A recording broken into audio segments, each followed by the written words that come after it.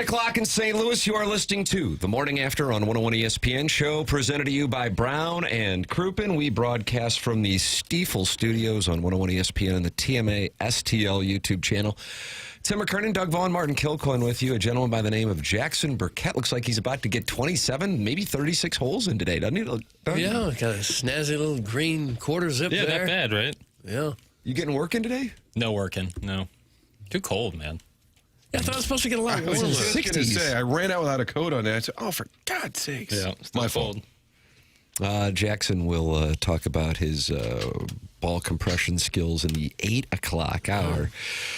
Coming up also on your polosplus.com dossier, the Colonel will be with us at 9 o'clock as we will break down Missouri's win at South Carolina and get you ready for Wednesday night at 8 p.m. against the Texas A&M Aggies. Doug, here we go. All right, here we go. This team's going to make the tournament. Well, Doug, Sadie Hawkins, I mean, this is it. What do you want to do with this thing in the healthcare evolution 7 o'clock hour? It's up to you. I don't know. oh, I think it's got to be the Super Bowl. Maybe the most boring Super Bowl game I've ever seen. I think the Rams-Patriots, was that 2019, is live? But I had such a rooting interest in that, I wasn't bored. I follow you on that. Now that you bring that up, I follow you on that. I was pulling for the Patriots in that spot. For most of that game, if that's what NFL football always looked like, it wouldn't be nearly the popular sport that it is today. The New England offensive line just could not handle the pass rush at all, and it just kind of stymied the whole game. As great as the games are, typically, that's why the NFL always wins out. It's good TV. As great as the playoffs were, many of those games, then on the biggest stage, they had maybe their worst game they've had in a long time. Yeah. This was a rare spot where that which we expected actually took place with regard to the blah anticipation of the game and then the actual execution of the game somehow was worse. Yeah. It kind of equaled the hype, which was not much. Nil. Right. And the Patriots were the second highest scoring team in the league. Drake May was runner-up MVP. He could do absolutely nothing. Of course, when you're running for your life all the time and your line can't block a four-man rush, you're not going to score many points, and that's what's happened. And yet still they had somewhat of a chance. I thought there was a huge play right after the Patriots scored their touchdown. And now I think it's maybe 19-7. They hold. Then they get the ball at like their own 4 or 5 yard line. And May had a pass. He had a receiver that got behind everybody. He was wide open, and May missed the throw. Yes. Otherwise, it might be a Henry touchdown. or Hooper, one or the other. Yeah. Yes, he was running free. Seattle had a breakdown in coverage. He runs for a touchdown, and now it's 19-14. I think the whole fourth quarter's different. He got a real game at that point. But he missed that throw, and it was never again. That might have been the same drive when he threw the interception that was returned for the touchdown. Then it was game over. You're welcome to share your thoughts via the Air Comfort Service text inbox, 314-399-9646. You are also welcome to call in. Big week on the Callier and Thompson phone lines this past week. I don't know if we'll be able to duplicate it this week, but we shall find out. 314-974-0101. And, of course, talk it over in the Michelob Ultra YouTube channel with Bill Reloaded and the Devil's Crotch. Oh. They're all in there, and they're talking it over. Let's see. The lead should be Cardinal B dumping Diggs just 4 hours after he lost. Exactly. That's a really nice sentence there. Pay no mind to the multiple baby mamas he had in attendance or alleged mistresses. This was all about dropping a loser and moving on. Let that be a lesson for you ladies. Dump that bad cargo ASAP. Happy Monday, Doug. That's Sharon and Clayton. I don't know what I read. Am I missing a news story that took place overnight? Boxed wine text coming in 3, 2. When she said Cardinal B, could that be Cardi B? I'm stuck on Bodak Yellow, dog. I remember saying that. Was that 2015 when Cardi B was introduced to the nation with Bodak Yellow and you liked it? Way later. Way later? 17 or 18 for sure. Wow. Because, well, the song she sampled for Bodak Yellow didn't even come out then. Yeah. What did she sample for Bodak Yellow? I just No I don't Flocking know. I by don't know. Kodak Black. But she must be saying Cardi B instead of Cardinal B, don't you For think? sure. Little autocorrect If problem. Stefan Diggs is involved, then yes. Okay. Could I hear that drop again? I don't remember saying it. I'm stuck on Bo Dat Yellow, dog. It's a nice drop. It was the most boring game I can remember. Neither team had any superstar players, and it was very slow. Luckily, my step-uncle had me take my shirt off and do a dance for his friends during the halftime show. No. Doug, that's from Wedding Tackle. So people sound like they were finding other ways to entertain themselves. In the case of Wedding Tackle, he danced for his step-uncle. In the case of Sharon and Clayton, she enjoyed, you said boxed wine? Is that what it was? I'm assuming those are the texts that'll be coming in. I would never say that about a listener. I just can kind of see it coming. God, it was boring, but if you think about it, we knew it was coming. Yeah. And I said to my wife before the game, I said, I kind of like the over. She said, why? She said, did you really? Why? I predicted that. And she said, why would you say that? I said, because Everybody's in there? all signs pointed to a boring, low-scoring game. I have to tell you, I respect that thought process, sir. So the whole game, I'm like, all right, okay, I don't know anything. It's fine. But then they did score a combined 30 points in the fourth quarter, Doug. Yeah. Is that right? Is that what it got to? Combined was it 30 really? in the fourth quarter. Of the 42 points scored, 30 were in the fourth quarter. Wow. That tends to happen in the NFL. So I didn't care about the outcome. I just wanted to go the over so I could say I was right. The only two bets I made were the under, which was 45.5, and had Walker's touchdown there at the end counted. That would have been brutal. I bet a lot of people thought that they got home because more often than not, people who don't bet a lot bet overs. It's not real fun to bet unders. And then that was overturned by a holding call. I didn't really I have to be honest, even though it benefited me and I won my bet, I didn't really think it was a good call. I don't know how many people were watching. Clearly, nobody in this room. No, I saw it. Because, okay. I thought then I could say yes. I was predicting correctly, and it didn't matter. I know it didn't matter, but Kenneth Walker became the Super Bowl MVP anyway. And then defensive touchdown. That was kind of the way to hedge that and still won that as well. Because if you get a defensive touchdown, that'll tend to lead to a game going over the total. That was paying Seahawks defensive touchdown, I think, paid 5 or 6 to 1. And a Patriots defensive touchdown paid like 9 to 1, and I was on both of those. So both those hit, the under and the defensive touchdown. And other than that, I don't know. Kenneth Walker being the MVP, that was a nice hit. I think Riz had that on the spread zone, if I'm not mistaken. I don't know what that paid, but he went off. He had a huge game. And if that hold isn't called, my God, it's the most rushing yards for running backs since Terrell Davis. In the Last MVP, running back MVP. If that's correct. Last running back MVP, which was surprising to me as well. Do you wish you were there, Doug, at the big game? Oh, yeah, I'd always want to go. Okay. If I could get free parking. Well, I sent you a picture. It was Yeah. $400 to park. Oh, $400. Doesn't that kind of take a lot of the fun out of the day when you get hosed like that? Isn't that really a big kick in the crotch when you get there? You're all excited to go to the game and you find out it's $400 to park your car. That would drive me nuts. That's why you have who did Joe Buck had Guillermo or somebody just drop them off. I guess that's the way you to get go. a ride, Doug. You get dropped off. Yeah, you probably get a ride for a couple hundred. Probably no more than that, wouldn't you think? Now it's just one game. It's the Super Bowl. NFL has a great product, but I do think in recent years we're seeing college football kind of like climb up there to anything a little bit. And not that the Super Bowl for years was bad. Then all of a sudden it became great games again. Remember about 10, 15 years, there was always a terrible game after an exciting season. I just think college football is going to continue to tick up a little bit in terms of that championship game. Now, there were some snoozers along the way, but I just think college football is going to keep increasing and the interest level, quality of the games. Doug, I'm not going to say the NFL is dead. I'll leave that to the take masters. Doug, people who can afford Super Bowl tickets wipe their ass with $400. That's from the amateur proctologist. Well, that's what the parking lot guy thought, so that's what he charged. I guess they got it. They must go. What choice do you have? If you're already there, are you going to turn around and not go? You probably expect it to be outrageous if you're driving up to that game. But it is outrageous. Sharon and Clayton is active this morning. Oh, come on, Doug. If you're surprised by any extreme pricing at the Super Bowl, then you don't belong there. Oh. YouTube don't think Uber raised their rates boy. too. Come on. Oh, don't scold me so early. Sharon and Clayton active in Sanibel this morning. Well, why Sharon- not charge $4,000 to park? Why not? What are you going to do about that? Sharon, action's back on you. rich. Sharon, I'm sorry, but I understood bad money better than I understand your text, okay? We're off to a slow start here. It's just price gouging. It's horrible. I don't know what you can do about it.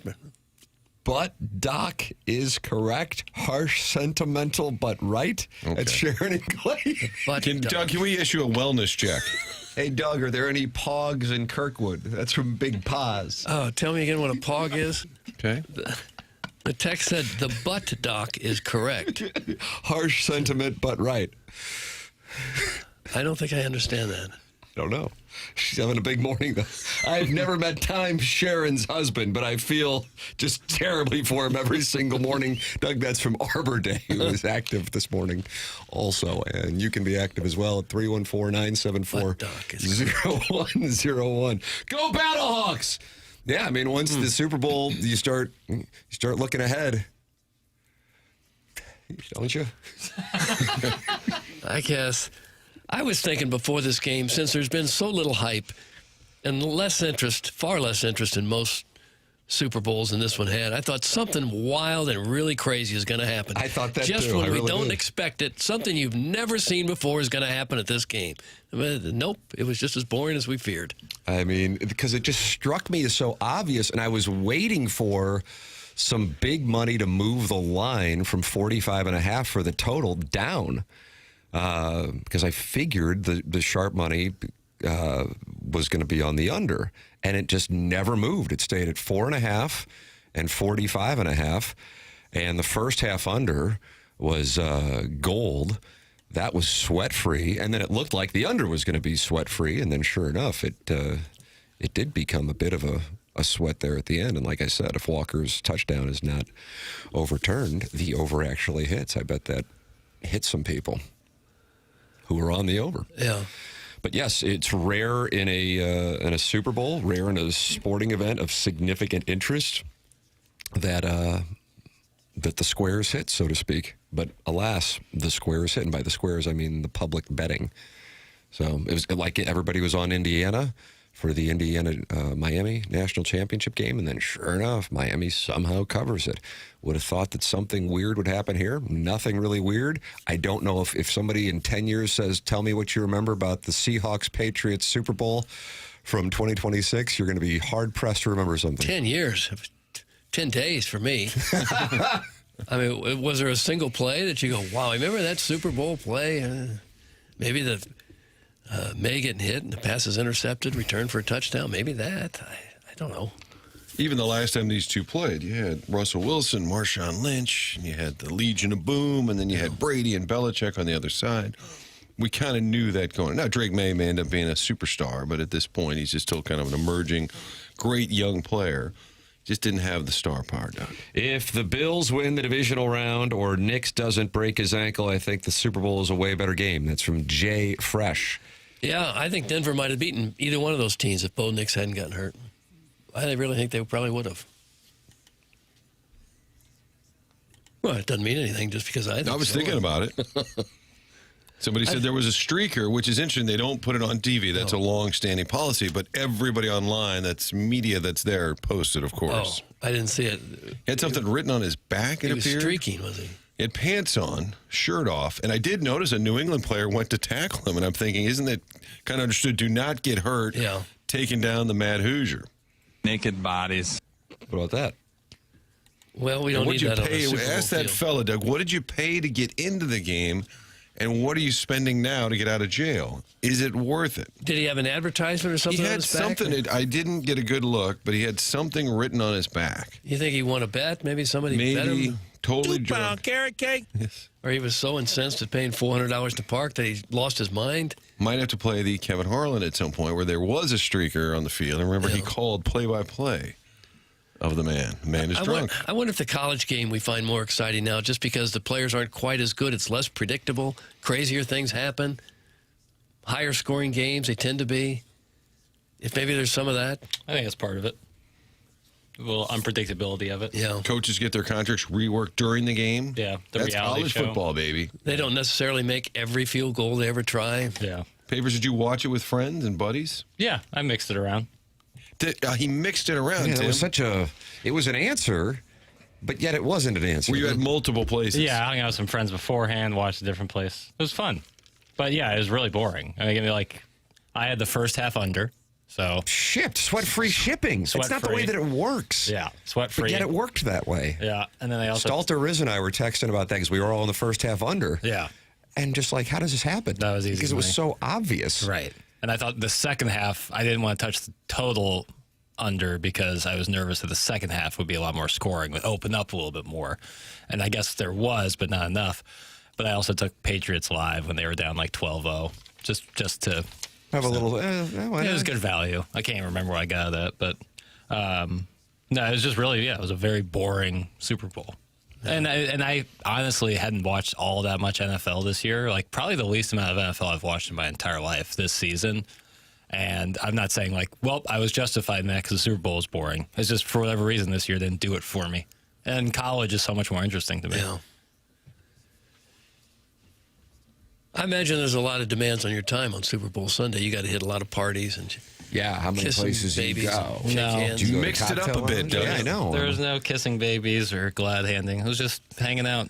Okay. Houses, cocktail lounges, speakeasies. Houses for sure. I feel like are people watching at cocktail lounges for Super Bowls? So I'm not. I want to make this crystal clear. You can ask. You can ask. You can ask. I won't give the answer no matter what. But I got a situation. Yeah. So my son wanted wings from a location, and as it turns out, we just stayed at our house, and my wife's parents came over, and so I go to said location, and I was thinking I wasn't even sure they were going to be open.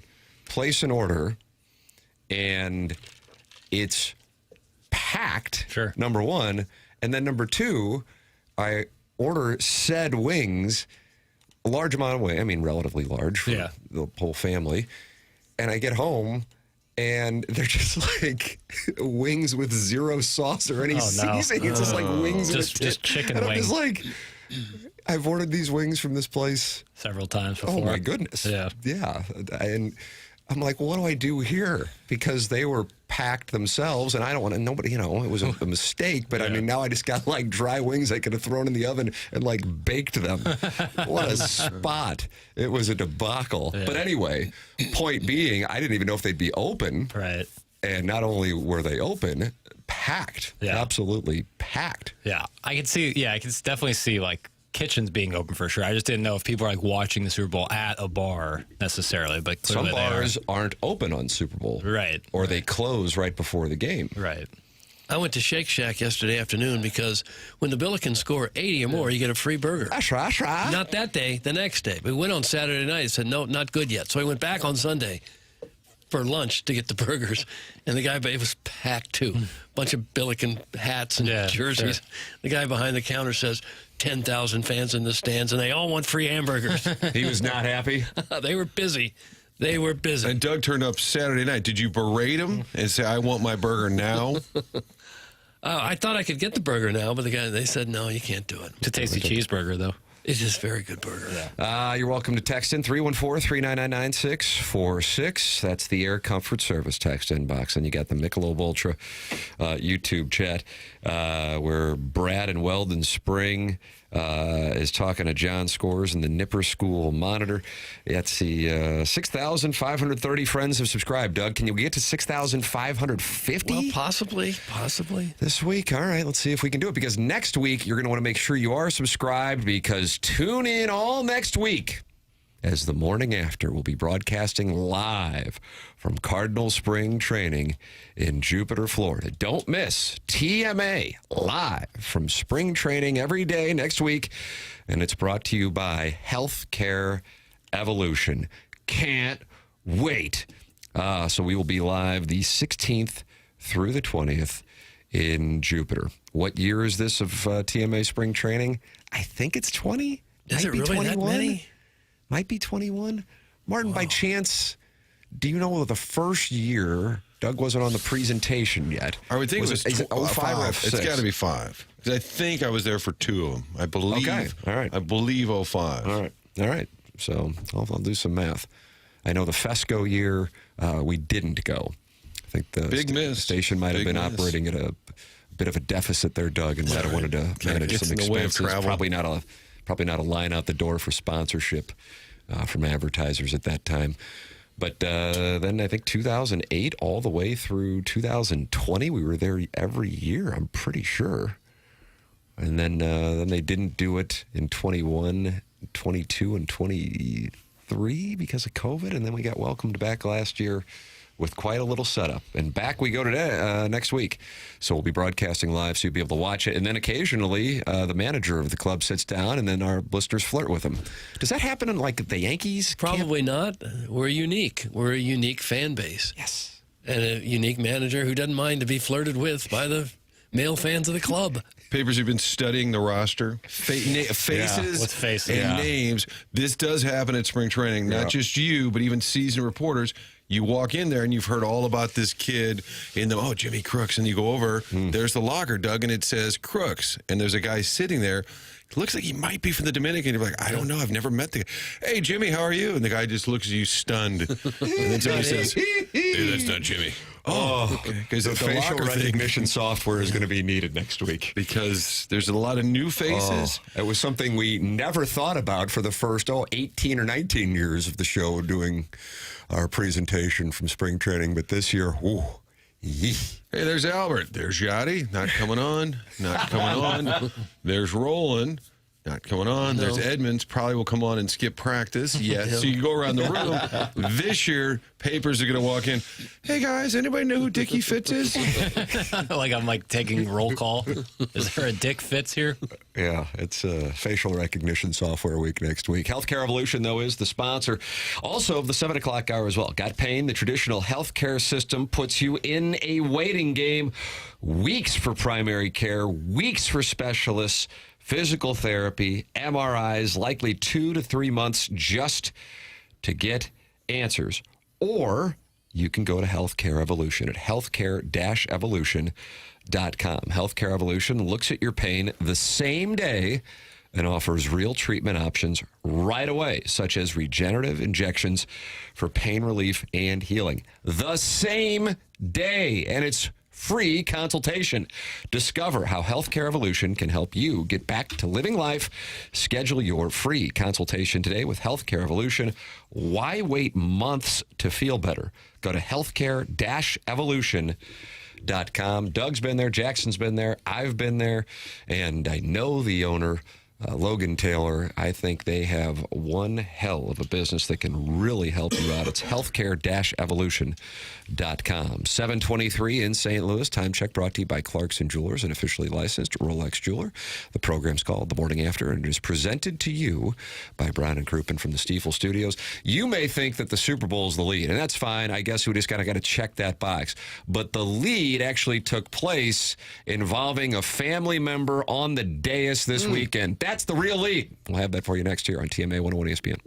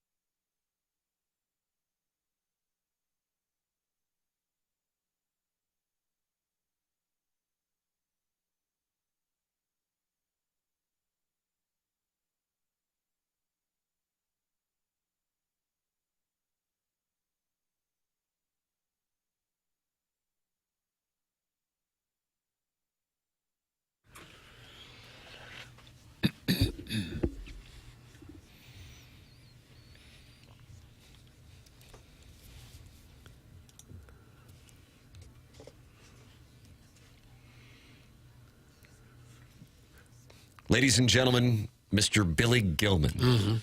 Be a great surprise guest, Martin. Billy. Might be a second question problem.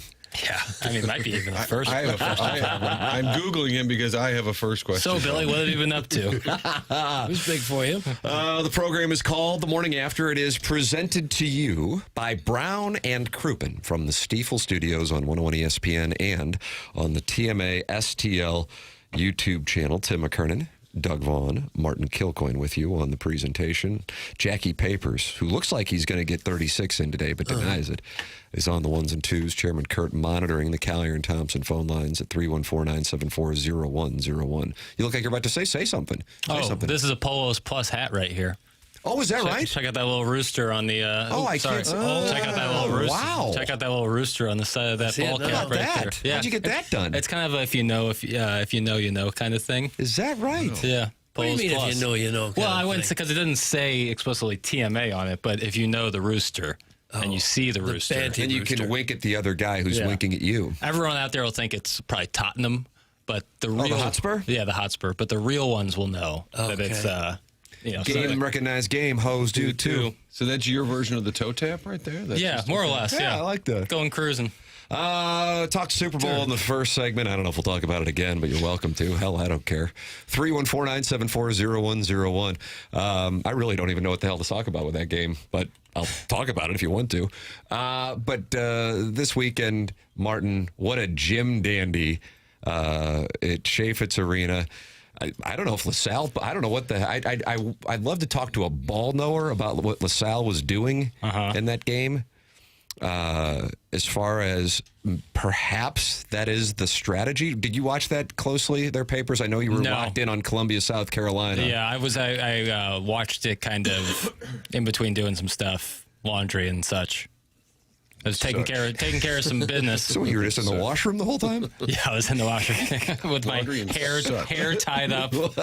So you couldn't. All right. Hey, whatever. I don't know. I was watching That sounds it. cryptic to I me. had it on with the sound Just off. tell us what you were doing. I was doing that. I went for a walk. Can't It get was a the whole straight answer thing. on what you did for the Super Bowl. Okay.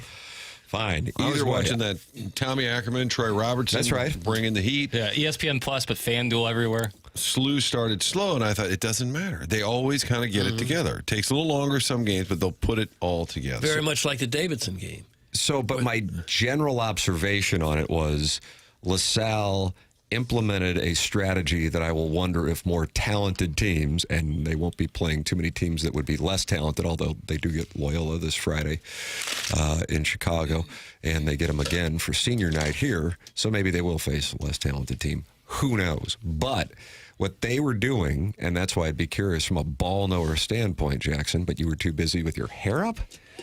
I was kind of passively watching. Is they picked them up right at half court and just did not let them shoot threes. And if they were going to shoot a three, it was going to be a contested three. And so if I'm not mistaken, they only had one. I don't know if they started out like 1 for 9. And so they said, okay, you can drive to the basket. And when you drive to the basket, we are absolutely going to punish you. And so that's what they did. And it was a lot of McCautry driving to the basket. And if you're going to circle something to keep an eye on down the stretch, it's McCautry and free throws. I mean, that's a situation, a real situation. So LaSalle was fine with picking up fouls. And so some of their guys got into foul trouble in the second half. And then once SLU did get hot, LaSalle didn't have the offense to hang with them, and they were able to pull away, which is kind of the gig. But if you had a team that was more talented shooting, I wonder if you're going to see other teams now pick up that strategy where they guard them right at half court, not allow them to shoot threes, and then they slow the game down because LaSalle wouldn't start to do whatever they do offensively, which whatever it is isn't very good, until about 7 seconds left on the shot clock. So that looked like what they were trying to do, and I wonder if we're going to see more of that when they play teams that are, more talented. Yeah, that's I think that's the way you'd want to play. Make them kill you inside, make them kill you from the line, and avoid. And slowing the tempo down is huge for them because like Kellen Thames does not thrive in a half court offense. McCautry doesn't really thrive in the half court offense. Quentin Jones, same way. Yeah, when you're a team like LaSalle without a whole lot to play for the rest of the season, and you come into a jam-packed building against a team like the Billikens that's on a roll, they were sky high. This is our big game. This is our chance to really upset one of the big boys. And they can keep it going for a while. But SLU hits you with 9 players that can all score. They're all very good. And after a while, sooner or later, a couple of those guys are going to get hot, and that's what happened again, and they just wear you out. They scored 9 points in a matter of about 63 seconds. That game was a 6-point game, and then 3 threes, and that'll wrap it up. They do have that ability to just go off. But again, they're playing. I mean, this is 3 of their last 4 games where they've been dancing with the devil a little bit. And listen, it's a high, and you're talking about a team with very, nationally no expectations, locally on the periphery of the sports scene, and now thrust because of their incredible success, fun style of play, dynamic coach, dynamic team, selfless team, hardworking team, that you go, okay, well, let's take a look at this thing as far as projecting going forward and go, okay, well, I got an obligation to also point out that 3 of the last 4 games, they've kind of had some issues here. You got the George Washington game, the Davidson game, and then, 6 points. Now, then they pull away, and McKernan is at the line, spreads 23.5. He's got 2 free throws, a handful of seconds left. I didn't bet it, but I was looking at the line. This is the crap that me and my wife like to observe while we're watching these games. Sure enough, he hits both free throws, and they cover by half point. Woot, woot! Woot, woot! But you know what the lead was, Martin? It wasn't anything that the bad man did. Robbie Avila. No. Not Trey Green. No. Nick Vaughn in the first half. Nick Vaughn is out there, Doug's son, and he is lighting up threes, and he wins the competition with a buzzer beater, Doug. What a glorious moment. I didn't know it was Nick, and then I said to my boys, I think that's Nick Vaughn. Oh, yeah. And then sure enough, it was. And what a celebration by your son as he hit the buzzer beater. Yeah. Well, he likes to get to the games really early. And so we were there like an hour before the game started. That allows you to scout the... And up on the video board, they put a QR code, and they say, if you'd like to participate in one of the during game contests, scan the QR code and put your name in. So that's what I did, just standing there, sitting around. And then sure enough, a few minutes later, they said, all right, you'll hit the 3-pointer. You'll take the 3-point shots. It's not like I pulled a string or something to get him out there. It's a totally random thing. And so he got picked. And wasn't nervous or anything. Couldn't wait to get out there. 10,000 fans there, and he's firing up 3-pointers like he lived there. And then celebrated, of course, big time after he hit the buzzer beater 3 at the end. And what does he get? Does he get a little prize? 1 year free internet. Oh, square deal. Square deal. Yeah. Nice looking shot, too. It was. Quick release. It was at the buzzer. I told him just shoot as many as you can. Yeah, right. Just fire them. Yeah. Wow. Yeah. And I think he was only like 3 for 15, 3 for 16. Hey, listen, That's enough for a year free internet. Yeah, we're not looking at percentages here. Did they let him pick which spot, or was it had to be top of the key? He just went where they told him to go. Yeah, And that's his sweet spot. Well, that's where you'd want to shoot. You got the best chance of getting the bounce off. Jackson, is that where you'd want to shoot? I love shooting from the top of the key. Yeah, it's basically like a long free throw. When you have the best corner chance is technically shorter, but you're not going to get any help from the backboard. No. Shooting from the corner, you might shooting straight on. yeah, you're cutting off half of your surface area. I saw the video in our group text, and then I got a text from Brian Kunderman, who is the PR man for the DBA, Pelicans. the dish. And he said, did you see Doug's son go off? And I said, I'll bet that. So apparently then the dish was telling Shirts about it. Then Shirts called me, not happy about it. Papers, we have that audio. We do. What is this? We got some audio. Coach Shirts calling my phone. Hey, Martin, Josh Shirts over at St. Louis.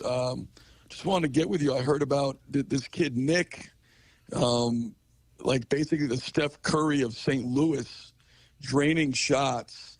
And he's obviously related to the Wizard of Crestwords. You know, the basketball genes are there, the IQ. An elite shooter. Heard he's got incredible form, rotation the ball, the whole deal. And hiding here in plain sight, you know how we play. You know we shoot threes. Can't understand why I don't get a call from this. I thought I was really tied in with the show, intertwined in the show, and nothing from you, the Wizard of Crestwood, nobody. Doug, can't get anybody to hit me up on this. And had to find out from the dish, and it wasn't until later today because he had a all-day hair and spa appointment prior. So I didn't get this information here until recently. So disappointed, but let Nick know. We got some extra NIL laying around for next year. We lose a couple guys. I could use a guy with some form and some rotation like that on the basketball that can shoot like that. So let me know if we can get involved. Thanks. Wow. See, Wow. not pleased that we've been burying the information. Yeah. Doug, would you like to apologize? Yeah. Well, if he gets this year of free internet, he's not going to need much NIL money. Wow. Well, you cut a tough deal there. God, Coach Hurts is amazing. How about, did you see his tweet? I said to my wife, I said, I don't know if I've ever shown you anything on Twitter. About his son. It was so good. You boys see this? About Jaden shirts. So there was a tweet about among the top scoring coaches' sons in America, Jaden Schwartz. And he tweets out on Friday night, tough tweet for me. Kid's mom's already been a pain in my ass about his minutes, and this won't help things. I love that. Yeah. It's so strong. Yeah, it was great. Kid's mom's already been a pain in my ass about his minutes. He'd like him to get a start at some point. He got out there at the end of the game. Yeah, he does. He's gotten plenty of opportunity. They've been smoking teams. Yeah. And he was probably a really good high school player. And now everyone's 8 inches taller than him and a little faster and Oh, he can put it jump out. out of the building. He has a nice highlight of a reverse layup. Put a little English on it. Yeah. I thought it was nice. How about this? Kwame Voyukas IV, and I don't know who he's sideways with right now. It seems like he's moved around the dais. But he just said this, Doug, and maybe this is an astute observation. What's that? Did Coach just confirm he's coming back next year? Wow. Wow. We might have something here. Wow. Tea leaves. Well, TMA is exclusively reporting. Nolan Arenado's already in camp. He's already in Jupiter. Brian We had Dable's it been first. fired. Yeah, Tom Tom Izzo's Izzo, retiring. Vaughn, And Schilt. Josh Schertz is returning because he was able to land Nick Vaughn. And so he's going to replace Robbie. But how about the fact we got a college coach, and how many clips do we have? And I send papers 1,000 a week.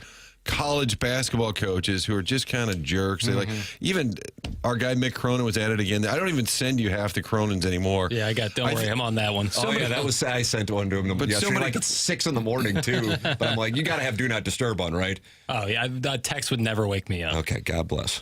When you're face down on the pillow. But I Yes, think damn Seth right. Davis, one of the basketball pundits, even quote tweeted and said, "This is Mick after the latest win." Like he just can't stop it. So we see this all the time. Coaches who get banty like to argue. The Hurley brothers seem to be now popping up simultaneously. But then you got a basketball coach who's winning games and is also able to have some fun. Right. You know, And that's part of the reason why this team has captivated the area is the personality and likability of the head coach. Yeah. I could feel that when I was in the building Saturday, it struck me that everybody was happy. The lady taking my ticket, smiling, hey, good to see you. The usher, when I walked down there, let me show you how to get there. The guy serving me I actually bought some nachos at halftime. Oh, look at you. He couldn't have Wow. been nicer. The fans, all of them, just couldn't possibly be any nicer at that place. I like the idea that you got the free internet and you're like, that's it. I'm going to go get some nachos. Yeah, That's what it was. Now that I'm flush with cash. And he was walking to the concert on the way out. Must have been 15 people patting him on the back. that's awesome. Hey, nice That's shot. so awesome. At Shake Shack, a couple people there. Hey, there's the guy that made the shot. Oh, God bless. Well, it was the celebration. Oh, he was in his it was a glory. buzzer beater, but Martin, I mean, the celebration. Yeah, That's what got people even. The crowd was loud anyway, and then they see the celebration. They're like, look at this guy. He's got a lot of Hollywood in him. little fist pumping, dancing around. And Coach Shirt sideways with Doug. I hope that you two at least can move past this. Yeah. Well, we'll see. He's got a lot of schools after him now, so we'll see. He'd love Nick to be has a built. lot of schools after him? Sure he does. Yeah, the video went out to After everybody. that, Yeah. When you can fire up shots, he never saw a shot that he didn't like. If you want to see it, it's on your Instagram, right? Yeah. Yeah. That's where I saw it. He's hit I had my own angle. He's hit a couple half-court shots too. Is that right? Oh yeah, sure. I think Doug's negotiating with Shirts right now. You know he's listening, and you're trying to up the ante. a The little range bit. gets deeper, you know? Yeah, well. We need to make whoever runs Shea Fitz the next airport director. That's from Arbor Day. I was going to say, it sounds reminiscent of Lambert. Yeah, it's such a pleasant experience all the way around. Everywhere you go, people are just happy. It really is something else. It is fun. I wouldn't want to miss a game. You There's know? only 3 left. I know, man. So what do we got? The VCU, the night we get back from Jupiter, and then you got a got Loyola Duquesne in there. Duquesne and Loyola. Loyola's senior night, which is a Tuesday or Wednesday night, and then they head to George Mason, then off to the A-10 tournament in Pittsburgh, and then you talk about the tournament. And we will wait until tomorrow at 7:30 when Joey Ladorty releases the updated bracketology. Will Illinois be removed from the St. Louis Regional after their loss on Saturday night? I say no. That was a fun game to watch. Brutal ending. Found myself being emotionally invested in ILL. And thought they got banged on some calls, They too. definitely did. Yeah. But if they would have gone 3-0 with 3 straight weekends of road games at Purdue, at Nebraska, and at East Lansing, holy crap. And they almost did, to their credit, losing in overtime. I can't imagine they will be penalized too much. They weren't in KenPom, and they weren't in the net rankings. No, they shouldn't drop They for still that. got one coming up against Michigan at the end of the month. That is a Jim Dandy. Should win Friday the night others. in Champaign, brother. Yeah. How do you do? Well, I'm fine, thanks. But they should win the others, you would think. That's the only ranked opponent left on their schedule. Yeah, they did. I mean, they were in that game against Michigan State with Keaton Wagler being borderline a liability offensively. It was 1 for 15 or 16. Well, he in the hits field. the 3 right there at the end, cutting the lead. Yeah. And then you have this turnover. And I'm like, I thought he was going to put that up in the corner. And I think with the benefit of hindsight, I mean, he's got a split second to react. He throws that up. Yeah. Oh, on the steal and On the the inbounds. steal, right I at the couldn't end. believe he didn't shoot it. I thought that was going to be He him all dribbled out day. He to was the going to have corner. 6 points. Going to be Reggie Miller at the Garden. Yeah. 6 points in a matter of 2 seconds. Yeah. I thought that was God, I wanted him to put that up right away. just as soon as he got it. I thought he was going to put it up. But I realized there's a Spartan in his face. Either way, I mean, it just shows how good that team is, that they can go to Purdue, to Nebraska, to Michigan State, and go 2-0 and then lose in overtime. With Michigan State kind of in a dire circumstance for them, having come off the loss to Minnesota, where they had lost 2 in a row. So, I mean, Illinois is so good. And then, Doug, tonight, as you know, Kansas is going to beat Arizona. So that'll be You there. think? Paper says no.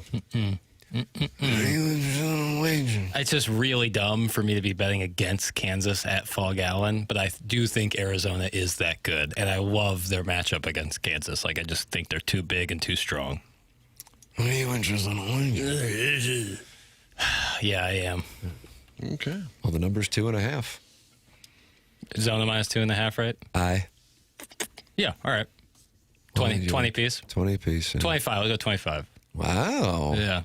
Wow. Somebody must have had a nice little I weekend. did hit the first half under That's in that right. Super Bowl game, yeah. It's so hard to pick, though, because when the teams are as good as these teams are, it usually comes down to who's hitting the threes. That's why Illinois didn't and win. then there's Fog Allen in the second half of a tight game. Yeah. And magically. Yeah. I'm going to need the Wildcats to have an 8-point lead with about a minute and a half That left. still might not be It's enough. not safe. By the way, it may be relevant because the Oklahoma job, friend of the program, Porter Mosier, certainly under scrutiny there. What did they have, a 20-point lead with like 4 minutes left? Yeah. And they wound up winning by 1 over Vanderbilt? What in the hell is that? Crazy. They were smoking Vanderbilt, like beating the hell out. And Vanderbilt's really good. And Oklahoma, as you saw, let Mark Mitchell hit a game-winning 3 on them, it should disqualify you from tournament contention. That's it. And then Texas A&M, who Missouri gets Wednesday, got smoked. Like it's hard to win, man. I don't know. Baldwin Beerbitch is not happy. That's not really her brand. She's usually happy. Yeah. For all you dorks complaining about all this coverage about the Billikens, this coach's attitude, availability, and pleasant demeanor is one of the many reasons the area is embracing this team. It's from the Baldwin Beerbitch. Are people complaining about coverage of the Billikens? Like, what would the alternative be? A blues breakdown? Look ahead to this Cardinal campaign? I don't know. Well, the Battlehawks will be getting underway. Here comes City. We get an occasional. I think somebody earlier said you didn't break Mizzou down this much last year. I think we get the occasional chirp. It's probably a Mizzou fan. I drove to effing Wichita to go to the Missouri game. Fly with me, lesbian battlehawk. Or Missouri fan? I mean, 4 of the 5 people in the studio are Missouri fans. Missouri fans have hurt feelings? Not this Missouri fan. But I'm not sure where the Baldwin Beerbitch is saying all these folks complaining because we haven't referenced people complaining. I don't know. Yeah, Harrison's brother Master is not real life. He's not a real person? Well, he's a real person, but his sentiment doesn't represent, I would say, a large He was bothered swath. early on when you said you were doing laundry and stuff. He wanted to know what that meant. That means doing laundry. I got to tell you, I'm right with Harrison's brother Master on that one. Well, I gotta have clean drawers, man. What do you want from me? But I mean, unless you're actually using a washboard at this point. No, that's what I do. I go. All right. At this point, you put it in the washing machine, and then at that point, you have some time to then. No, it's like a risotto. You got to constantly be moving it around. That's why I'm skeptical. That's why I call. I might even raise. Yeah, no, you always got to be adding stock and such.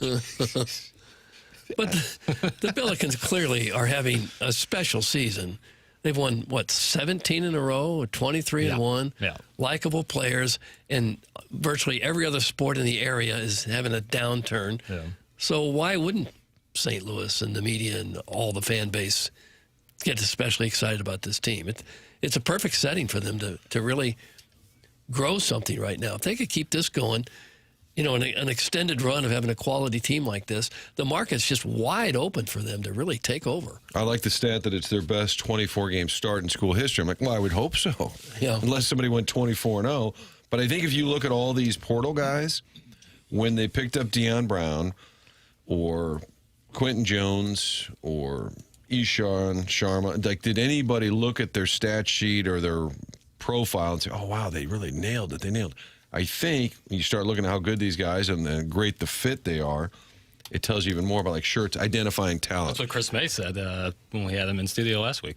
Like, finding these guys, like, knowing perfect fit, he's going to be really good, because nobody looked at the box. When they signed him, I Googled all of them, and I didn't be like, oh, wow, thank God, we got Trey Green. We got him. Yeah. What about a Team USA Olympic breakdown? That's from the Oakville Lawnmonger. Doug, you were going to get to that at Team 8. USA breakdown? The NBC the entire rules, team. The Every NBC sport. rules are so strict, Doug, you can't even mention them. You can't even No. think about the Olympics. Yeah, you might as well not do it. You should see, I have a small phone book on my desk at the Two Fox, and it's NBC Olympic rules. And you literally could spend half the day reading it. Yeah, it's so you so just crazy. end up saying the hell with it. And you then- put up a graphic that says, hey, Breezy Johnson won in the downhill. Yeah. And She did. That was the there's first no reason gold to do medal. it, because if they want Olympic coverage, they're all going to go to NBC right now anyway. Correct. And then you can show video 24 hours later, but then it more or less says you have to delete it from your files. Like, you could never Yeah. show it again. Yeah, Ryan in Breezy Point. What's up, Ryan? Oh, Breezy. 5 years down the road, you want to do that story on Lindsey Vaughn breaking her Nope. leg, and you won't have any video of it. No. Laundry and stuff, WTF does that mean? It takes about an hour in the washer. You had your pants down in front of your computer, and I know it. That's from Harrison's brother, Master. Not the case. Not the case. No, I did some laundry. I was doing laundry. And then I decided, I've been sedentary for this whole damn day. I should probably get my feet a moving, my cleats a clicking. So I decided to go on like an hour-long walk around my home. And then came back and finished the laundry. Doug, wouldn't it be nice if your home was that big that you could walk around? yeah. with? It's just huge. On the property. Yeah. When I was first doing laundry, like college is about the first time you have to do laundry. If you didn't get it right, if you mix colors, everything would turn out pink. Yeah, I've heard, and that's never been like, I've never had to struggle with that. No, but it used to be you put a red shirt in with your underwear. Right. You were going to have pink underwear for quite a while. Yeah. And it happened to a lot of people. Tell the Baldwin beer lady to charge her vibrator and put a smile on her face. The Billiken coverage is fantastic and well-deserved. It's from the 314. Now he's unhappy with the Baldwin Gosh, beer. everyone's unhappy. God bless America. There it is right there. It sounds like it's well-charged. Who is Jackson Title IX Burkett rooting for in the Olympics? That's from Mr. Mudjack Mike. Jackson, who are you rooting for? Now you're Title IX, Burkett? You were Libby Ocasio? The US of A, baby. That's what I'm rooting for. Look at this guy, Doug. He's a patriot. What, is that surprising? Austin Matthews named team captain for our Sure. U.S. hockey Austin, team. but spell with an O. That is correct. What's up with that? Just sort of assume he's Canadian. Like, no, he's Yeah, actually that looks like a American. Canadian spell. Matthew Tkachuk, one of the Arizona, alternate no captains. less. Really? Hockey hotbed. Okay, that's our Olympic coverage. There it is. I'm telling you, you can't even think about it without NBC. There'll be a knock at the door. Yeah, I'm with NBC. Did you think about the Olympics? I want one of those Team USA jackets. Those things are sweet. An hour to wash clothes. Yeah, if you're at a laundromat in Webster, lols. Doug, that's from the Veiled Prophet who said lols. Well, it would take you an hour. I guess now, the wash starting cycles. now, I'll start writing detailed journals of what I do every day, so that I don't You're held confuse. accountable? Yeah, so I don't confuse people. Because I had the game on, I just was doing other things. I was watching a little bit of the Mizzou game. I was thinking of papers. I like when Mark Mitchell attacks the rim. Straight line drives, baby. Straight line drives. Straight line drives. He's one of the best in the country at it. I like that Tigers -3.5, but with emotional investment, I didn't want to get double banged if they didn't cover. Road and then they game. lose. Yeah. Road game, you never know. And South Carolina has a guy, one of the game-changing guys, Michie Johnson, but he was a non-factor during the game, which is a credit to T.O. Barrett and Anthony Robinson. Bitch isn't upset by the SLU coverage. She's chirping those who are. I'm finally understanding the level of cretin that listens to this show. Makes me question myself. That's from Sharon and Clayton. I think So she's she accurate. says the Baldwin Beer Bitch is unhappy with listeners who are unhappy with us talking about the Billikens. Yes. But I don't believe we've had any today. Not today, Okay. but they'll be there. But yes, she's Triple B is a big Billiken fan. Yeah, I met her at the Billiken game. Yeah. Was that after the Richmond I game? don't know when you met her, Tim. Spiders. Did you guys sign on Saturday? So I got a question for you here, because my betrothed thought I was out of line, and I can't believe it. So of course we have some libations at that Lorenzini's, Martin. Pony, Pony. You ain't got no alibi. Talking like It's 4:30ish on a Saturday. You better Ooh, believe it. sweet spot. Sitting there with Cal Kennedy. He's getting ready for the 7th grade tournament. Big matchup between St. Raphael's and Loyola. I think Loyola was -25.5. I'll have to find out if they covered. And that was with their 5th and 6th grade team. So it's a nice club to win by 25.5 in the 7th grade tournament, especially when St. Gabriel in there. So we're sitting there and we're having some libations, talking it over with friends of the program, Martin Troy Robertson, Ryan Luchtefeld, former Billikens, having some libations. And of course, per usual, we close it down. Yeah. You party hard, man. Oh my God. And now, guess what? What? It's 5 in the afternoon. I was going to say, gosh. closing down Lorenzini's means a half hour It's after. almost dark. And I'm with an 8-year-old and a 4-year-old. Yeah. And you said, Good time anybody to having an roll. after bars? And my wife, Pony. Yeah. So we're walking out, and there's nobody on the premises at this point. We're walking to our car, and I see friend of the program, co-host, Josh Schertz. And my boys have become obsessed with the Billikens. And I'm like, oh, I'd like to introduce Yeah. okay, so you're on. So I'm like, he's in the car and he's pulling out, and I'm like, oh, and my wife goes, oh, don't bother him. He just got done coaching. He's leaving. He's probably with his family. Yeah. Do you agree with that? I thought it was the right move. Well, it kind of depends on the situation. Was it like right in front of your face? Did he see you? No, he had just like put the deuce in reverse and started to curse. Put the deuce in reverse. What's that from? I What's the don't know. lyrics I on put the just deuce in don't reverse know. and started to curse? Text in the answer 314-399-9964. Was that out of line? It was all about introducing my No, team. it's not out of line. Okay, I know thank we you. get So it. my wife's out of line. Personality. My wife's out of line. She needs to call and apologize. Send her home. Send her home? Send her and home. I'm going back into Lorenzini's. Yeah. You know what I'm going to say to her? You know what? Doug's got the suspension law. I'm going to say, no Florida for you, girl. Yes! That's it. Suspend her from the Bad sunshine. call. Bad call. Coach Schertz is a friend of the program, although he's sideways with Doug. Yeah. Yeah. Other than that, Tim is actually right in this situation. That's from Yasiel the Boy Puig. How about that? Term actually felt a little pointed. You saw shirts as you left the building. You know who I saw? Caller Adam. Oh, That had to be a win for you. and you were Caller running, Adam. as opposed to Tim engaging, you were running away from Colorado. He was right there with his family. That man has a family? Yeah, I was surprised he was out because he had been suspended 2 days. He wasn't supposed So you're to supposed to stay inside when you get supposed to leave his suspended? house. He was not. So yeah, not a good thing for him that he saw me because suspension likely will be troubled. Tim, the lyrics are from My Hoopty by Sir Mix-a-Lot. That's correct. Okay. My Hoopty, Sir Mix-a-Lot. Remember that, Doug? Had the deuce in reverse. Is that what? I Okay. put the deuce in reverse and started to curse. Jackson, that could be return music. it's going to be a Now, remix. Tim, my betrothed, Kim, has said I would have told Tim the same thing, meaning she would tell me, because I do that kind of stuff, like, hey, let's go say hi to. She's, oh, just leave him alone. Really? Yeah, I'm kind of that guy, These too. two are aligning before Florida. That's all this is. I've seen this song and dance. Real Housewives of alliance is- TMA. The host wives. Yeah. Real after they Housewives of Palm Beach Gardens. Right after they got the right to vote, they got mouthy. Thank you. Good for you. Let's make a promo out of that. Get that on social media. Aggressive thing to Tweet say. that with no context from the TMA account. See how that plays. J.D. Vance, I just got an idea. That caller Adam is tight and rewarding, Doug. That's from Dale in Grubville. Well, I don't know about that. What'd you guys talk about? Oh, I don't even remember. I don't know. Just, hey, Doug, great you're thing. nothing but a talking head. Savard's better than you. Shut up. Yeah, that's probably what he said Who to was me. that? That was caller Adam. That was caller Adam. Yeah. Okay. Yes. Yeah. Talking head. I'm with the wife on this one. That's from Ricky Putz. Well, it kind of depends on the situation. If it looks like he's trying to hustle out of there. No, he wasn't. He was then just you let him go. walking to the If he's just car. walking, it's, you would say fine. You say hello, sure. But he had gotten in the vehicle, and he was pulling out. And so I was trying to... Yeah. If you can alert the person without touching the vehicle, I think. we were probably, I don't know, 75 yards away. Oh, then you're fine. It'd be bad if you start rapping on the window. Oh, God, no. Yeah. No. Trying to open the car door. You jump on the hood. Maybe a little much. Must be a husband thing. They're the social butterflies. Meanwhile, us wives just want to go home. That's from Sharon in Clayton. Sharon is on my wife's side. Well, okay. So is Ricky Putz.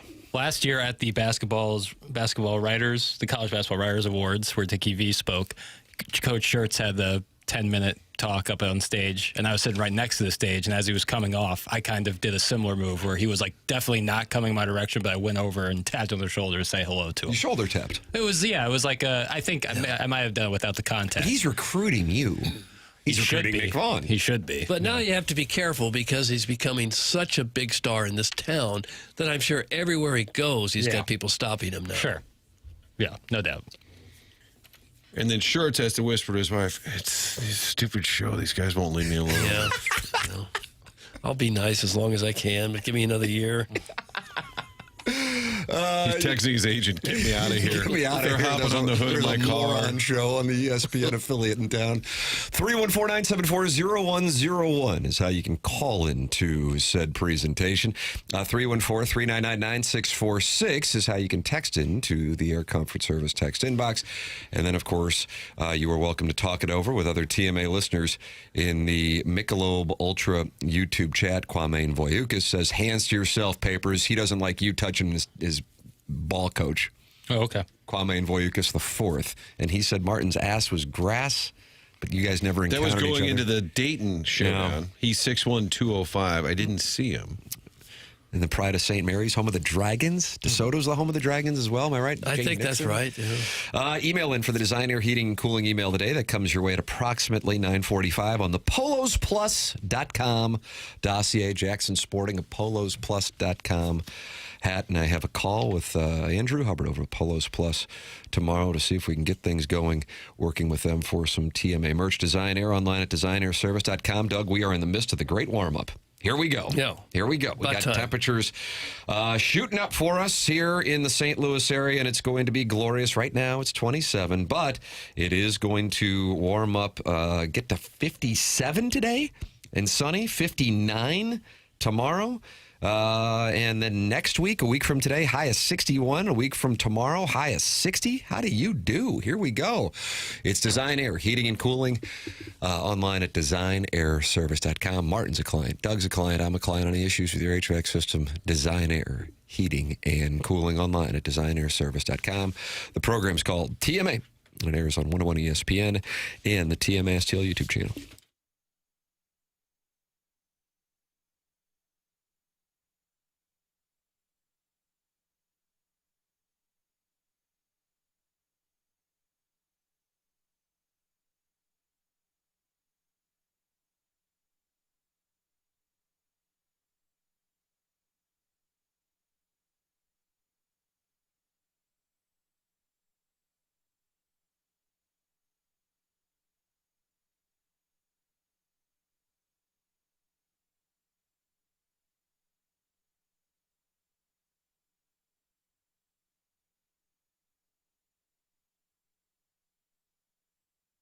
AutoLoanPro.com. That's the website to head if you're in the market for a new vehicle, but your search situation or your situation, your circumstances, your situation might be a little complicated with your credit. That's okay. Go to AutoLoanPro.com. They'll get your credit on track, get you into that new vehicle, and they can do it with little to no money down.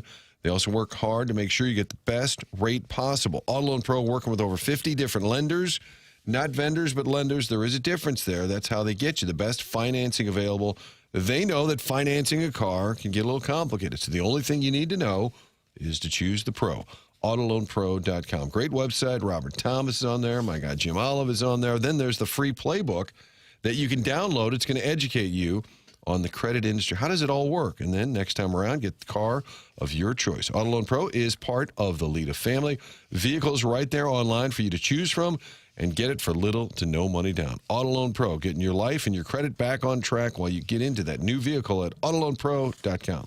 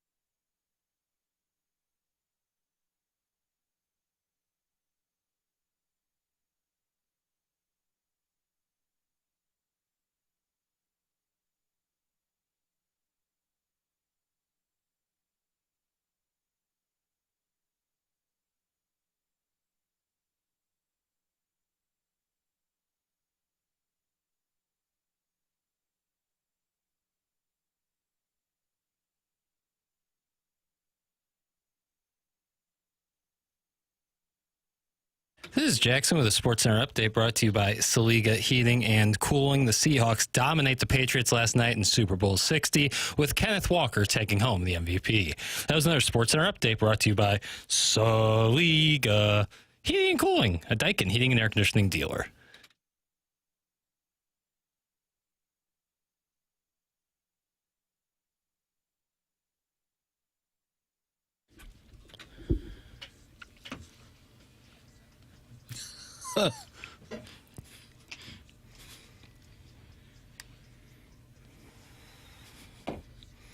Nice.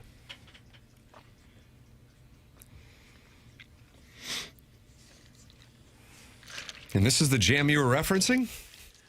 Yeah, this is the one I play almost nonstop now. Nice. It's TMA 101 ESPN. Tim McKernan, Doug Vaughn, Martin Kilcoyne with you on the program. Little Jackie Papers making yet another remix here on the Morning After 101 ESPN and the TMA STL YouTube channel. Program presented to you by Brown and Crouppen. Doug, here is the radio call of the Seahawks winning Super Bowl 60. All right. Steve Rabel, I believe. Steve Rabel. Former newsman in that market. 3 receivers on the left side for May. Single receiver right. May dumps it off underneath. Ball is caught. It's the running back. It's Henderson. He is tackled in bounds. 3, 2, 1. The Seahawks. They're bringing it home again for the second time in less than 12 years. The Seahawks win Super Bowl 60. They are bringing the Lombardi back to the Northwest, and the party begins. Former Seahawk, Steve. His sister lives here. And the only reason I know this is that I've been at Schnucks many times, and it's Steve Rabel's brother-in-law always comes up to me and talks football. And he said, my brother-in-law is Steve Rabel. His sister is my wife. They live here. So the great Steve Rabel, who was a Seahawk player himself. And he was like you, Vaughn. He was a talking head. Yeah. Worst Super Bowl ever is trending on the Twitter tweets.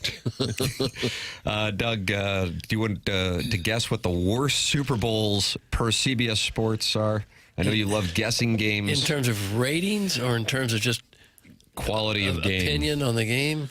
I mean, there were a lot of 55-10s in there where they were just... Yeah, I will tell you, Niners as a destroyed. hint, Martin, the Super Bowl they have ranked the worst took place in this century. How about the one yesterday? No. Is it the Patriots-Rams game? No. Wow. Okay. Initials of the teams involved, please. Was it that Giants Super Bowl? Please be more specific. The bad Well, one. not the one they won.